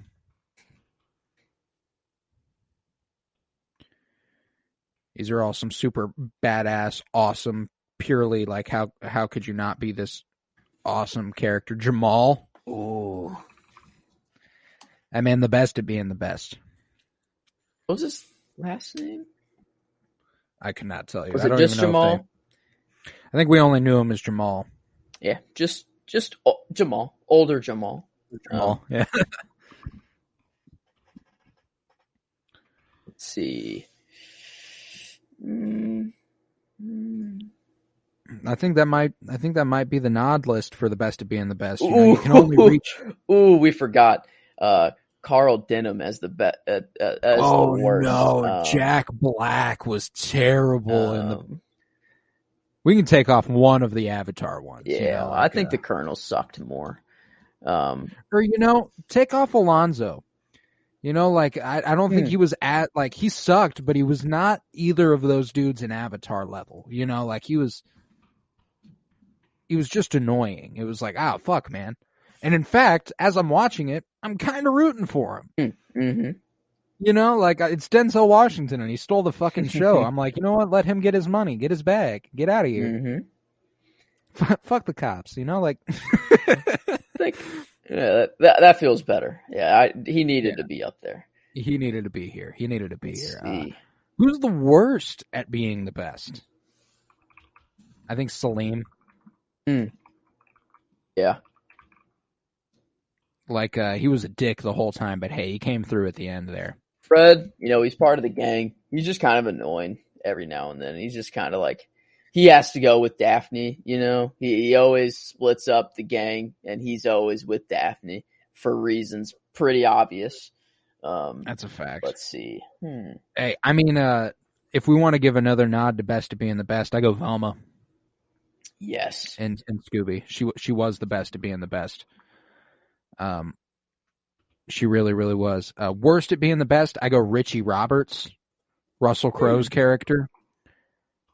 And an American Gangster. It was like, yeah, you do have your wits about you. You generally want what's right. But God, you fucking suck sometimes, man. Mm-hmm. Like, you can't be there for your kid. Your partner shoots a dude dead, and you got to prop his dead body up on a gurney and open his eyes. That was rough. Yeah, that's a bad look. There's probably some worse to being the best in The Departed. I mean, Billy and Colin could probably both be here. Mm-hmm. Just because, like, they were both, like, I don't know. They were cool, but it was like, fuck, dude. You suck at this. I think that might be that. We got it there. Yeah. And we'll obviously revisit this once we've laid out all the nominees here. Class Clown. I mean, we got to have Shaggy again here. Got to have Shaggy and Scooby Doo. Scooby Doo. Yeah, shoo-ins. I mean, shoo-ins. Come on. They have to be there. Let's see. Was there anyone that was really making me giggle this decade? Anyone who got me to laugh? And, I don't know that there is besides that Scooby-Doo flick. Like, it might be that is just the case for the Class Clowns. Mark Wahlberg as Dingham in The Departed. He had a few moments that were actually kind of funny. He did have some goofy ass lines, man. That guy was kind of funny. Fuck yourself. That's why. Yeah. So I remember like Alec Baldwin asked how's your mother doing? He's like, well, tired from fucking your father or something just like classic comebacks that I don't know. We're pretty good. But I mean, come on, how do you beat the comedy of one of the best movies of all time there? Without asking too many questions, do you have anyone in with Costello presently? Maybe not. Maybe fuck yourself. I fucking love that. Is there anyone in Kill Bill that was funny? Dignam. This is unbelievable. Who put the fucking cameras in this place? Who the fuck are you? I'm the guy who does his job. You must be the other guy. Man, what a perfect casting for that role. Like, oh yeah, I don't usually like Mark Wahlberg, but he nailed that role. Yeah. Like that was. He's usually pretty cringy in his stuff, but here I don't know. I think he fit well there. Yeah, I mean I don't know. Not many funny people. Fuck yourself. Oh my God, Dignam going back and forth with Ellerby. Ellerby's telling him like, "Yo, we gotta have it a liaison to your undercover department, get kind of a feel for what's going on." Digham's like, "Hey, you're not supposed to know about that shit. That's the whole fucking point." Ellerby goes, "Fuck yourself." He goes, "I'm tired of fucking your wife." And Ellerby goes, "How's your mother?" He goes, "Good. She's tired from fucking my father." Man, yeah, he was just very quick witted. He knew he had to come back for everything. Yeah, that was a good one. That was a good pick there by you, Joe. It might be a sleeper to win that one, but I think those are our nods for Class Clown, Scooby, Shaggy, and Dignam. Who's the most likely to succeed? Hey, you got to go Jamal. Oh, definitely. Gotta go Jamal and Slumdog Millionaire. I think and it Beatrix might Kiddo, not even be. uh, Beatrix Kiddo. she gets a nom here for sure. I feel she's all She overcomes the odds, man. um Maybe the Navi. ooh, like that. Maximus, not well, not Nah, really. I mean, like He was, he saw his mission through. yeah, He but I succeeded. don't think it was most likely to happen though. No, it was not most likely. I suppose by that by that logic, though, how likely were any of these guys? True, How Jamal. likely was Jamal to win Who Wants to Be a Millionaire? How likely was Beatrix Kiddo to overcome all those assassins? How likely is it that the Navi defeat imperialism?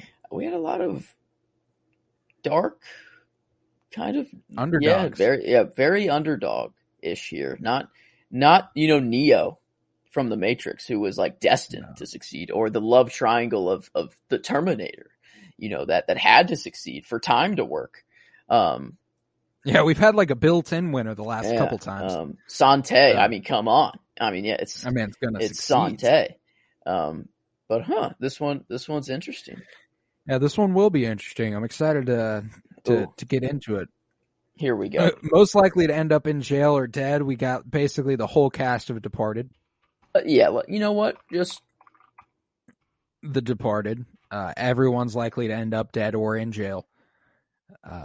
Just as a general rule of thumb. Yeah, that's kind of how the movie ends, is with Everyone's dying. dead. I'd say Bill. Everyone The Departed. Bill. Well, Oh yeah, Bill. I don't know. Guess he was kind of like the top dog. But Uma Thurman, I mean, she was Salim. Yeah. Like in a little bit more sad and real way. Yeah. Like everyone else, it's kind of like, haha, yeah, most likely end up in jail or dead. And then like Salim, it was like, fuck, man. Sorry, but yeah, that's the way it is. Yeah, Alonzo and Training Day. That's a good one there.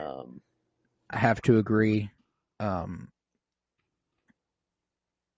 mean, Commodus, he was destined to die, whether from the people or from Maximus. It was going to happen. So I feel, let's see. I guess Frank Lucas, he was. I had the thought. He gets out though. That's true. That is true. Didn't he go back though? After he got out, like in real life, or was he out for good? In real life, yeah, he did end up going back.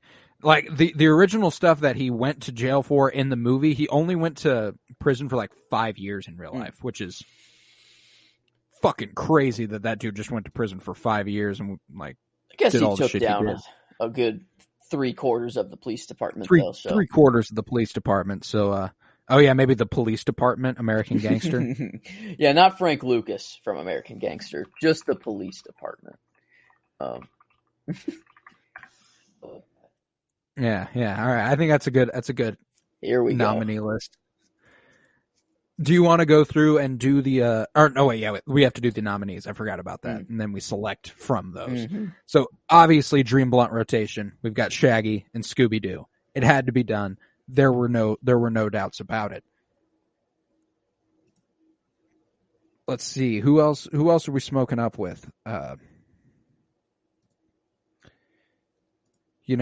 Maybe King Kong. I had the same thought. I was thinking maybe we get Jack Driscoll up in there, the writer. He'll get nice and deep on us. True. We'll get into some good combos. Give me. Oh man, I know we thought we had a shoe in with the mode of transportation being, or the place that we smoke being the Mystery Machine. But the planet Pandora, that'd be ideal, man. The luminescent fields, smoking up with the Na'vi. It's too. Yeah, the Mystery Machine. While we're just on Pandora. God damn, it's genius. What a fucking workaround. I mean, the Pandora. It's not a mode of transportation. That's just a location. What a fucking workaround. Damn. Give me Nitri, Zoe Saldana's character. Mm. I think I'd like to have her around while we're smoking up. Let's see. That's the thing. We didn't have a lot of likable characters. Yeah. In this run here. I think I'd also take Gordon Liu's character in Kill Bill Volume 2. He's the guy who trains her. Oh. Okay. I'm trying to remember his name. Pai Mei. Paimei. Fucking loved Pai Mei. This will be an interesting one to pick from. This is the weakest Dream Blunt rotation category we've ever had. I don't want to smoke with any of these people. I mean, I would love to smoke with Denzel, but not as Alonzo, really. But would I smoke with he'll him? arrest me and take my fucking weed. Yeah, will I smoke with them as Frank Lucas, though? I mean, he's kind of very serious. I don't think he wants to be. Yeah. That's the thing is we got a lot of cool characters, but I don't know if they want to participate in there. We got Snoop Dogg, Dr. Dre, and RZA. That's a fact. We could have Snoop Dogg, Dr. Dre, and RZA up in this hoe, and just to have that opportunity to pick their minds about music. Snoop Dogg, Dr. Dre, and RZA. Oh, I guess. And I mean, you got Snoop Dogg as a Old Spice, huge. Terry Crews. Crews. Might as well just give them all the nods give them all might the as well. nod So I guess there we go. We filled it out a little bit with that. Yeah, there you go. I mean, here we go. I mean, if we want. I think this is the one that's going to be pretty easy. This is the fruitful one. Nightmare Blunt rotation. Can't have Commodus there. That's an absolutely the fuck not. You absolutely don't want him there. Maybe Alonzo, like I said, he'll take your weed, arrest you, and take your money. Maybe Fred's a narc, I feel like. Fred does feel like a narc, man. Yeah, I don't think I want Fred there. I mean, maybe Scrappy Doo and the Well of Souls. He would be annoying as fuck. Let's see.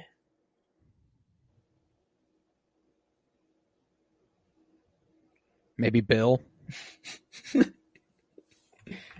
feel like he'd just kill me. I feel like Ellie Driver. Oh my god, keep Ellie Driver the fuck away from me while I'm smoking, dude.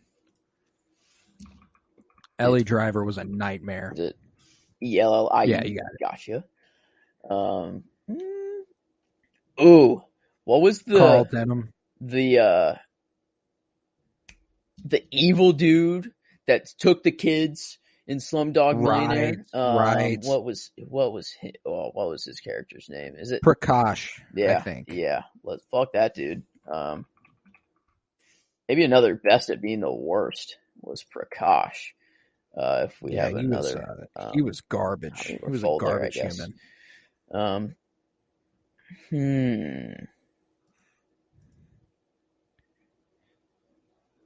mean, we got a couple in Avatar, Colonel Miles Portage. True. I'm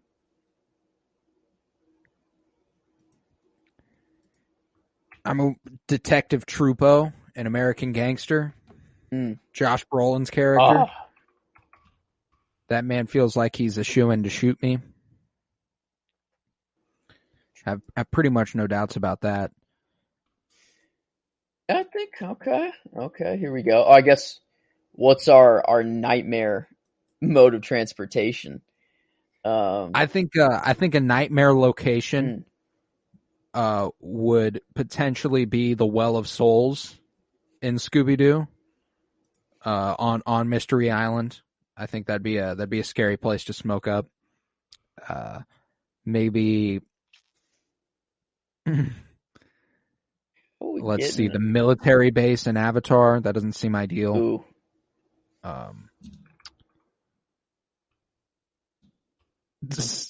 The set of Who Wants to Be a Millionaire. That would be really weird.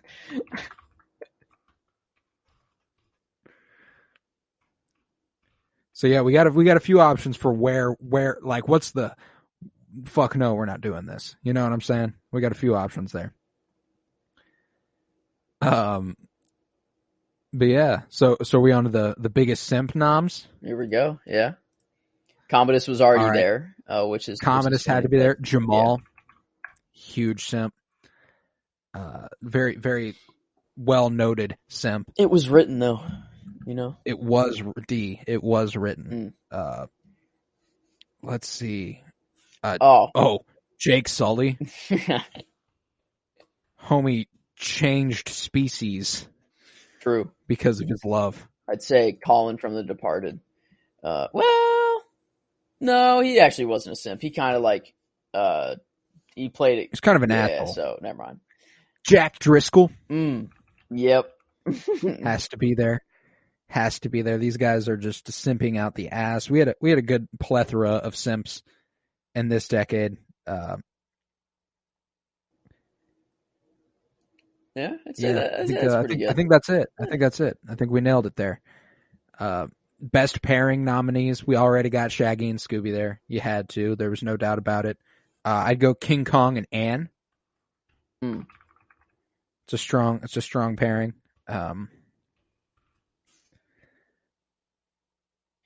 Maybe and Richie. I like the Frank Lucas and Richie Roberts. Yeah, the ending, which is insane that it's not in the original cut of the movie.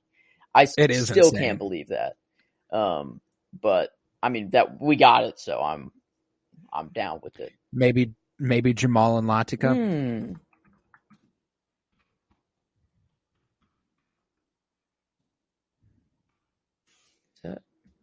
I just Nitri and Jake Sully. Is it Nitri or is it Natiri? Natiri, I don't know. I was just. Oh, I have it up here. I just say thanks. Natiri, yeah, Neytiri.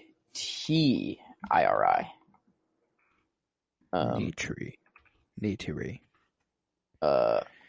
Yeah, then Kill Bill. I wouldn't necessarily say the bride and Bill were an ideal pairing. I don't know that they went together like two peas in a pod or anything like that. But yeah, I think we got some solid noms here. What was the name of the Banshee, the big one that Jake event? Oh, Taruk. Yeah, I'll put Jake and Taruk. It was just badass. Good call. Taruk. Riding the back of Taruk. Oh, there it is. I was waiting for a mode of transportation, and then I couldn't find one, but there. Yeah. That'd be horrifying. Or dope. One or the other. I guess maybe we don't have the opportunity to make that connection. I guess, yeah. No, I was going to say Taruk would be the nightmare, but then like the other Banshees would just be the dream, but like it's Mystery Machine without a doubt. Like for the it has to be. So that. I mean, it has to be. That. Yeah, but dope. Got to get Taruk up in this hoe. Here we go. But yeah, where's that leave us with our noms list now? Best hair. We already have the bride.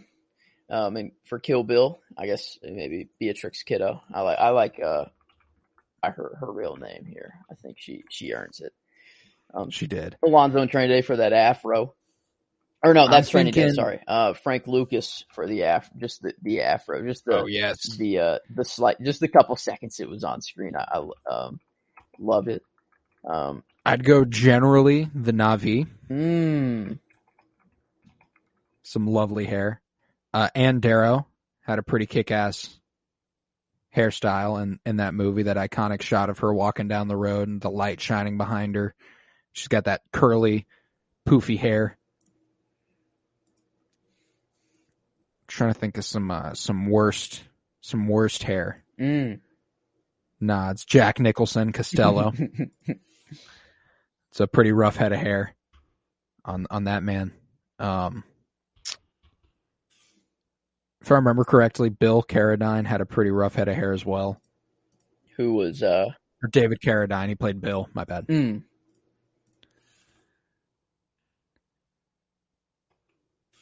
Oh, I mean, we got to nominate Pai Mei for best hair. I mean, of course.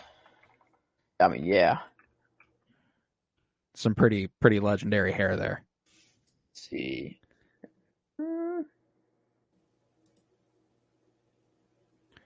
Best cameo of the decade goes to Samuel L. Jackson for Kill Bill Volume 2. That was sick. Just not too long he was on there, but hey, he was in it. Mm-hmm. But yeah, shall we go back through and select some winners? I think we shall. All right, so most likely, or the best at being the worst, the just absolute fucking scum of the earth. We got Commodus, Carl Denham, Colonel Miles Quaritch, Parker Selfridge, Jack Costello, and Scrappy Doo. Who is the best at being the worst?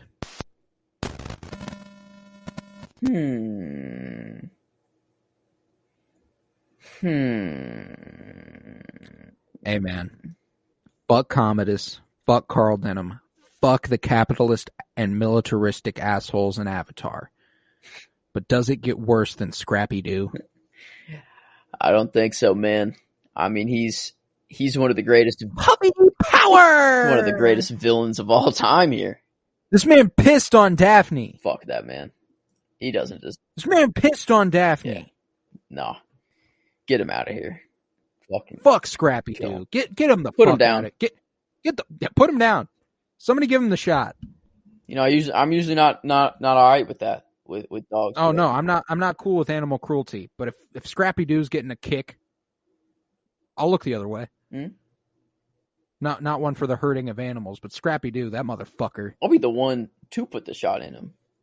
I'll suffocate Scrappy Doo with my bare hands. Have you seen Anchorman? Yeah. You remember that part where the dude punts Anchorman's dog off of the bridge? I do not remember that. No, but I'd do that to Scrappy Doo though. I'd take him and I'd punt him off of the bridge. The man punted Baxter. It's Jack Black. Holy shit. Oh. It's Jack Black who does the punting. That's hilarious. This is happening. Punts him straight over the edge, man.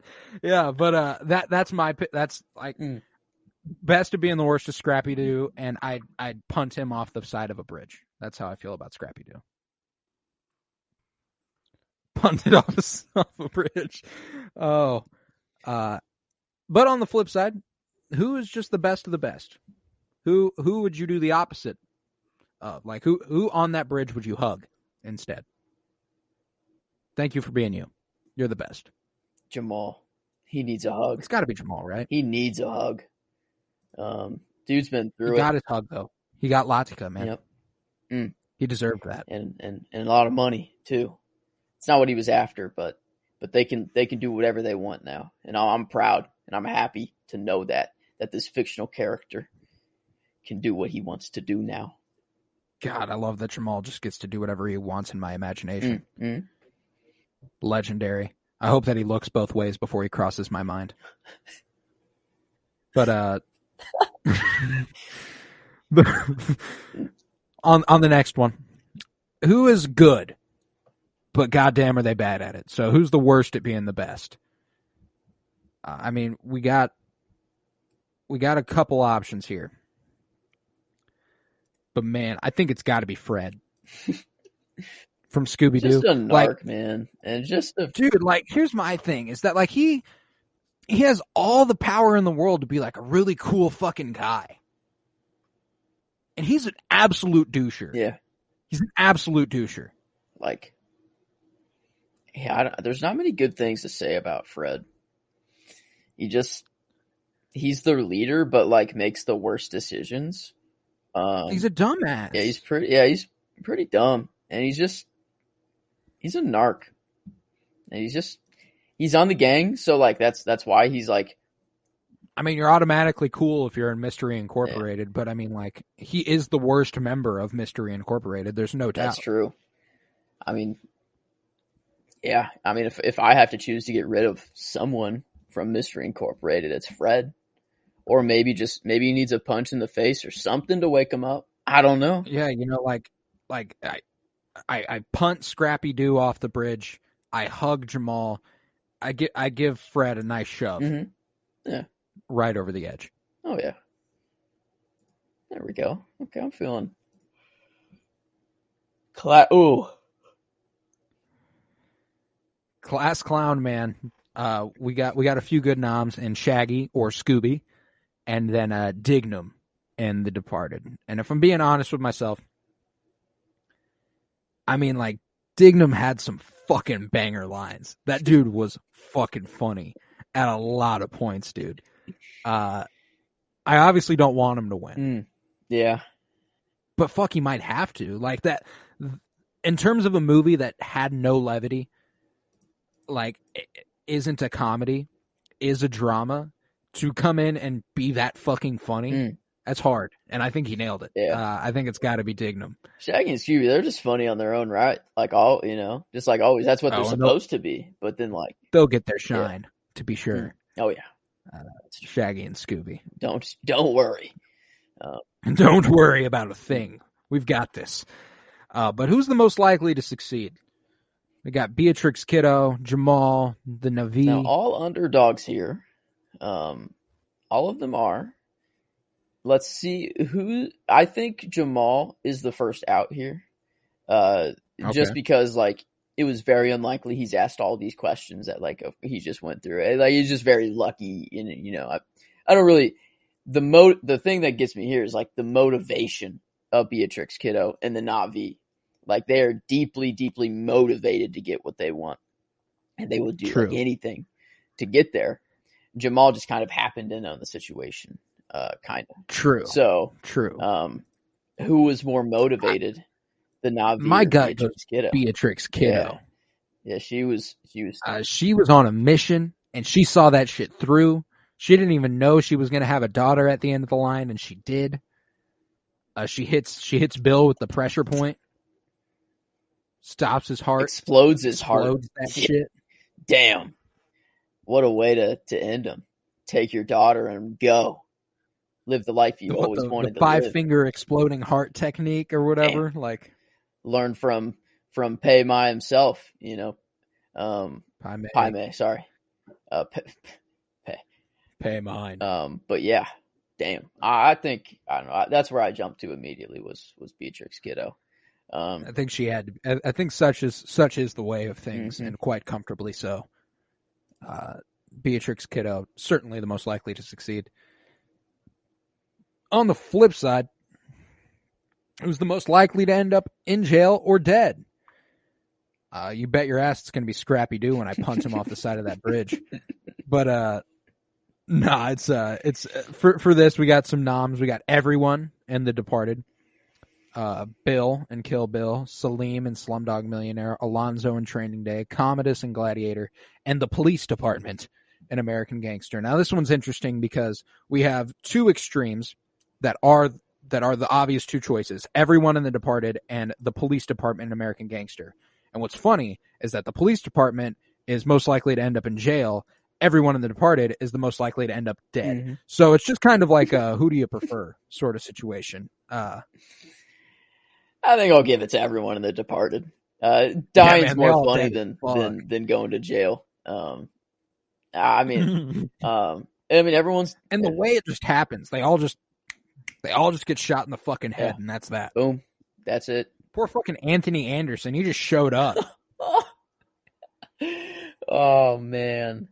And then the other rat who was in on it is like, yeah, we got to help each other. Bang, bye. Billy and Colin, bye.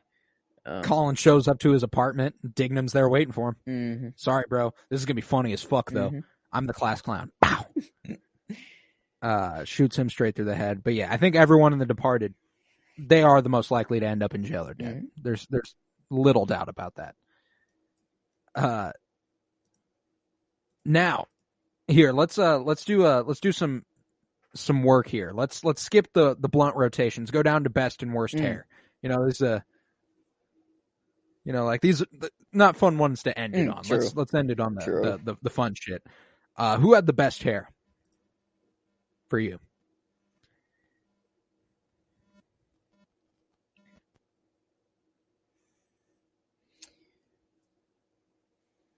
It's Pai Mei. No. I was trying to give any of these other people like, are they better? Shot? They don't have one. Yeah, they don't have a chance. They never stood a chance once Pai Mei was brought to the table. I mean, he was so cold with it too. The way he just brushed it to the side. Brushed the fucking facial hair. God, what a king. Yeah, no, I love Pai Mei. He's just the glaring winner there. Fuck Ellie Driver. That's all I gotta say. That's all I gotta say. Worst hair, Ellie Driver. No, I'm just Costello or Bill. And hey, man, it's a shame that this wasn't like a character choice. It's just Jack Nicholson's hair. True. Yeah. And it's also just Bill's hair. Like it's just the way they look. It's so funny. I think maybe to Costello to Jack Nicholson though. That dude just doesn't have it in the hair department. He had the full cul-de-sac going on. It was a rough look for him. I think Costello had the worst hair of the decade. Yeah. I'm pretty confident in such things. But who was the biggest simp? We had Commodus, Jamal, Jake Sully, Jack Driscoll, Fred. Ooh. We got a couple like standouts for me. I mean, Commodus is just weird. Yeah, it's his sister. He was simping for his sister, and that's like, oof, I can't award that in any capacity. Jack Driscoll, willing to climb to the top of a mountain, climb to the top of the Empire State Building with a giant gorilla in order to reach Anne. Man, that's some dedication. That's some respect. I don't know how it can get any more intense than that as far as showing your love for another person. I mean, Jake did. Aside from maybe literally transferring consciousness into a different species. That is tough. I mean, Jack Driscoll did the most a human could do in his situation. You know, he didn't have this ability to switch species and all, but like. Hey, man, if Jack Driscoll was just born, I don't know, 200 years later.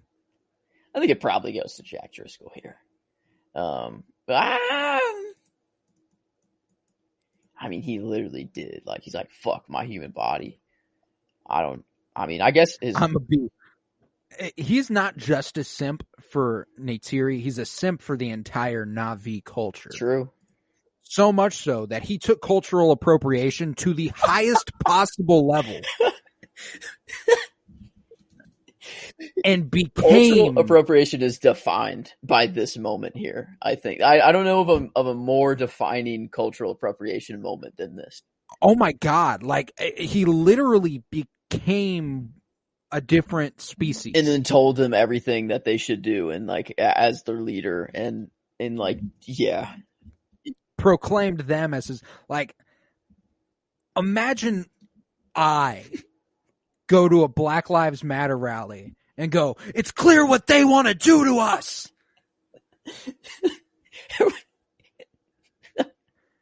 I'm getting fucking jumped. That's just like, it's not something that should happen. And it's, it definitely makes Jake the biggest simp of the 2000s to have switched bodies to become a Na'vi. Damn. Yeah, that's the simping on the highest level there. He took it to a whole other thing. Okay. Now I guess on the flip side of simp, you know, who do we like to see together? Who do we prefer to see together in best pair here? Who are the best pairings? We got Shaggy and Scooby. I mean, hard to beat Shag and Scoob. Like Zoinks. Reggie. We got King Kong and Ann. We got Frank Lucas and Richie Roberts. Jamal and Latika. Let that one sit there for a second. Jake Sully and Neytiri, and Jake Sully and Taruk. Was it written that it was the fourth option as well? D, it was written. And Jamal and... I mean, that's kind of nuts. That worked out too well. I mean, I don't think I can give anyone else... I don't think, like, I want to go Shag and Scoob, you know? Like, I want to do that. But how can I not go Jamal and Latika? It was written, man. It was written. It's their destiny. And I'm going to direct your attention to the fourth movie in a row to win Movie of the Decade and Best Pairing. All of them do it. Every time. Huh. If they have the best pair, it won Movie of the Decade. It's even more written. It's even more written. Wow. But that leaves us with nothing but the Dream Blunt rotation and the Nightmare Blunt rotation. Let's start with the scary shit. Yeah. Let's start with what we absolutely don't want. I'm going to tell you, ain't no fucking way I'm having Scrappy Doo in my blunt rotation. I mean, maybe. Hey, Scrappy, you want to hit? He's like, yeah. And then I just smack the shit out of him. And then punt him. Yeah, and then punt him off the bridge. Maybe, you know what? Maybe don't give him the easy one punt off the... Maybe punt him a few times and then punt him off the bridge. You know, like kick him around a little bit, see how far you can go, and then send him off the bridge. I feel like I'd want to do it from like the very tippy top of like the Golden Gate Bridge as well, just to give him like long time to fall, knowing he's done. That's it. That's that for Scrappy. Fuck Scrappy Doo. The Nightmare Blunt rotation turns into a murder. Yeah. Done by me. That never happens. Yeah. It's usually everyone else I'm concerned will murder me. Now Scrappy Doo's in danger because I'm there. I'm bad news, Scrappy. I'm in your house. Prakash, that guy sucks. He's a very evil dude. Yeah, like evil as fuck. Yeah, that's just... He never forgets a face either, you know? Yeah, that's scary. It's not something I'm not fucking with that at all. I'm thinking I mean, and the Colonel. I don't know. Like, the Colonel would just be fucking, like... I don't know. That guy just... These two just suck. Let me ask you, though. You're in the presence of two people. One of them is Quaritch. There are three chairs in a room, right? One in the middle that you have to scoot closer to someone. On one side is Quaritch. On the other side is Commodus. Who do you choose to sit next to? I think Commodus. I don't know though. I'd rather just scoot. There's a lot going on in this scenario though, because as soon as you elect to sit next to Quaritch, Commodus goes, "What the fuck?" That's true. Am I not merciful? If you sit next to the Colonel, he's going to talk your ass off, and Commodus is going to talk your ass off. But if you sit next to Commodus, the Colonel will just leave you alone. Might be probably. Like, thanks for choosing me, buddy. Like, I'll spare you. Don't come to school tomorrow. Yeah, I don't know. The Colonel just sucks. He's just like a narc. He's a asshole in all categories there. I don't know. I'm thinking he's part of the nightmare. I just don't even want to know what he's like high. Then I'm there with you. I think it's got to be Prakash, Quaritch, and Scrappy Doo. Like, I don't. Where are we at? I mean, as much as I despise Ellie Driver, fuck Ellie Driver. Yeah. She's not quite on that level. I mean, none of them are on Scrappy Doo's level. Sure. But fuck that guy. Punt him. Fuck Scrappy Doo. Where are we at? And Where is the worst possible place this could happen from the decade? I'm thinking Spooky Island, man. That's like, because you have those monsters too that are like running around. That's scary. And Spooky Island is already spooky too, just in its own right. I'll be a little paranoid, especially if I'm there with Prakash, Miles Quaritch, and God forbid the evil mastermind who set it all up in the first place. You know, yeah. God forbid Scrappy Doo gets his hands on some sort of that artifact that allowed him to suck out our souls. That's worst case scenario. Hopefully, I've already killed Scrappy Doo by the time it comes to that. It's safe to say that I probably would have. Yes. I just show up and if no bridge in sight, punt to death. I'll punt him into the well of souls. Just punt to death in any form or way. Yeah. As long as Scrappy Doo's getting punted. Death by punt. Death by punt. Death by punt for Scrappy Doo, along with Quaritch and Prakash, and we're at the Well of Souls on Spooky Island. That's worst case scenario. And we got to Spooky Island on Taruk. We got to Spooky Island on Taruk. That's no better way to put it. No better way to put it, my friend. The whole ride there was just disastrous. In fact, Scrappy Doo didn't even make it. I punted him off Taruk. Get rid of him early. That's good. We didn't even make it to location. But let's top off the episode with the dream blunt rotation. Who has to be there?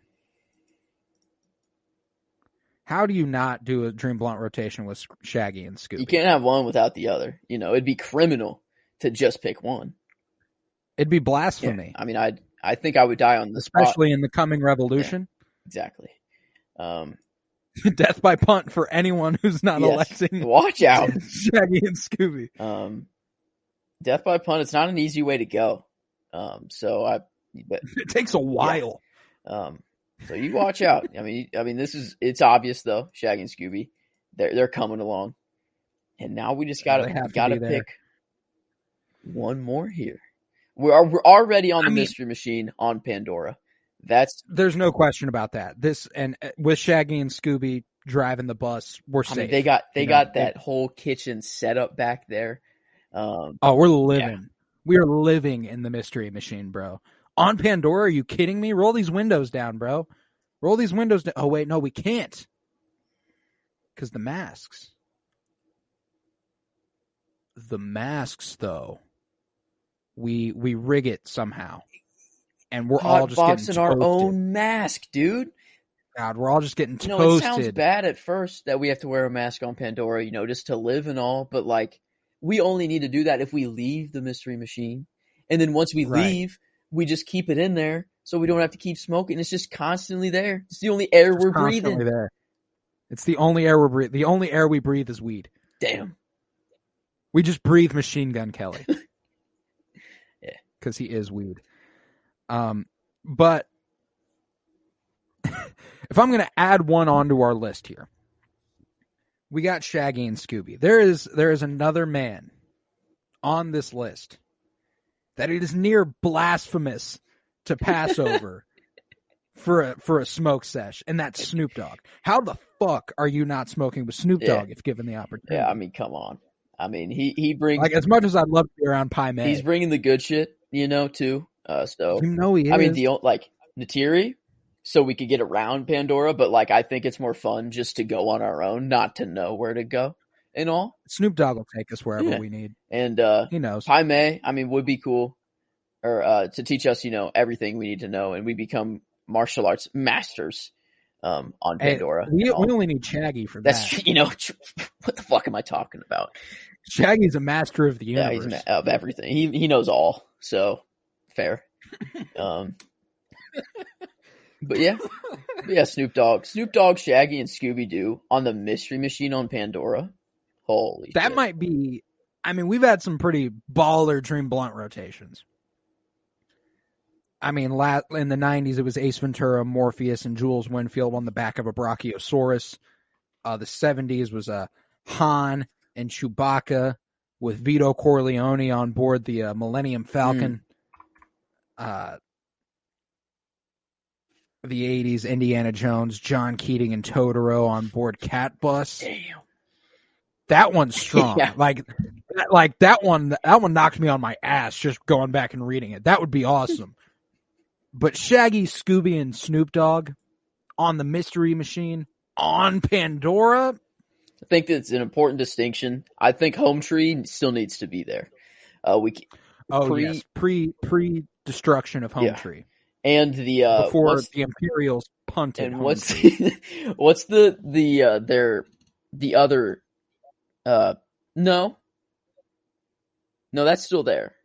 Well, they had like two different locations. One where like they could listen to prayers and like where prayers could be answered, but then they had the other one where it was like the main tree that didn't end up getting destroyed, right?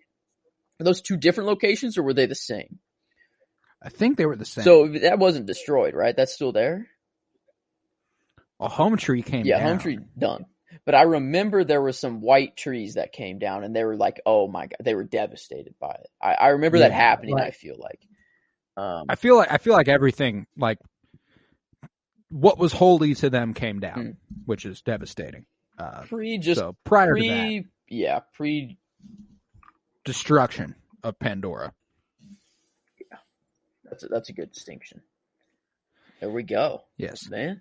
And there you have it, everybody. That concludes these here awards in the Dream Blunt rotation. It doesn't get better than Shaggy, Scooby, and Snoop Dogg on the Mystery Machine on Pandora pre-Home Tree destruction and war. That's an ideal situation. Man, it doesn't get worse. Than Scrappy Doo, Prakash, I guess Colonel we know Miles the Portage. best dream, but what is the worst nightmare one that we have? I mean, okay. Strong, in The Shining, we have basically The Shining, just The Shining, everything to deal with that. Travis Bickle, Darth Vader, the shark itself from Jaws, aboard Travis Bickle's taxi. I think that's probably the worst possible scenario. I mean, Scrappy Doo, Prakash, and Colonel Miles Quaritch sounds bad until you realized I've already killed Scrappy. Then it's just two left, and at that point, we're just with a couple pieces of shit. But Vader, I'm at risk of death. Bickle, I'm at risk of death. Jaws, we're all at risk of death. And we're in Travis's taxi, so nothing can go well. Got quite the suspension. If it can hold up Jaws, in the taxi, it's gonna be a tight squeeze as well. Gonna be very claustrophobic. It's like one of those situations where like we didn't have enough seats in the back, so Jaws had to lay across the top of us. And I'm thinking I just let Vader kill me in this situation. I don't want Jaws to eat me because that sucks. I feel like, I don't know. I'd rather want to not die by Travis Bickle, but like if I died by Vader. Oh, there's pride in that. Like Vader killed me. Like I'm a Star Wars fan. There's pretty much no better way to go in theory than at the hands of Darth Vader's lightsaber. What if in the 70s I was like, here, Vader, here's my number. I'm gonna hit you up in about 30 years. I need you to come to Mystery Island at the Well of Souls. You'll see something flying in the sky. It's called a Taruk Makto, right? And there will be something falling from it. It will be Scrappy Doo. I will have punted him. I need you to try to get under him to the point where like when he comes down, he lands on your lightsaber. Ass and first. Then that's just that for him. Ass first. Impale him. But yeah, no better way to end it than Scrappy Doo getting impaled by Darth Vader's lightsaber. I think that's an ideal way to end the 2000s awards. And with that, we conclude the 2000s Penny Bloom Film Awards. 'Twas I, Colton Robertson, and I was joined by Joseph George. Thank you very much. What a time. It is always a pleasure to be here. Oh, and it's always a pleasure to have you. If you would, head to patreon.com/CoroBloom, where you'll find over 24 hours of exclusive content. All that money goes back into making sure I can put this podcast on. All that money is very helpful and is much appreciated. Head to Twitter, follow at Penny Bloom Pod, follow on Instagram at Penny Bloom Podcast. The 52-year journey through film will continue with 2010 this Friday. And right now we have it as Inception, but then I remembered Scott Pilgrim versus the World came out in 2010, and that's a fucking good movie. We'll have things to discuss. It'll probably be Inception, but things to keep in mind. If you would, remember, for me, peace, love, and bloom. And always punt Scrappy-Doo.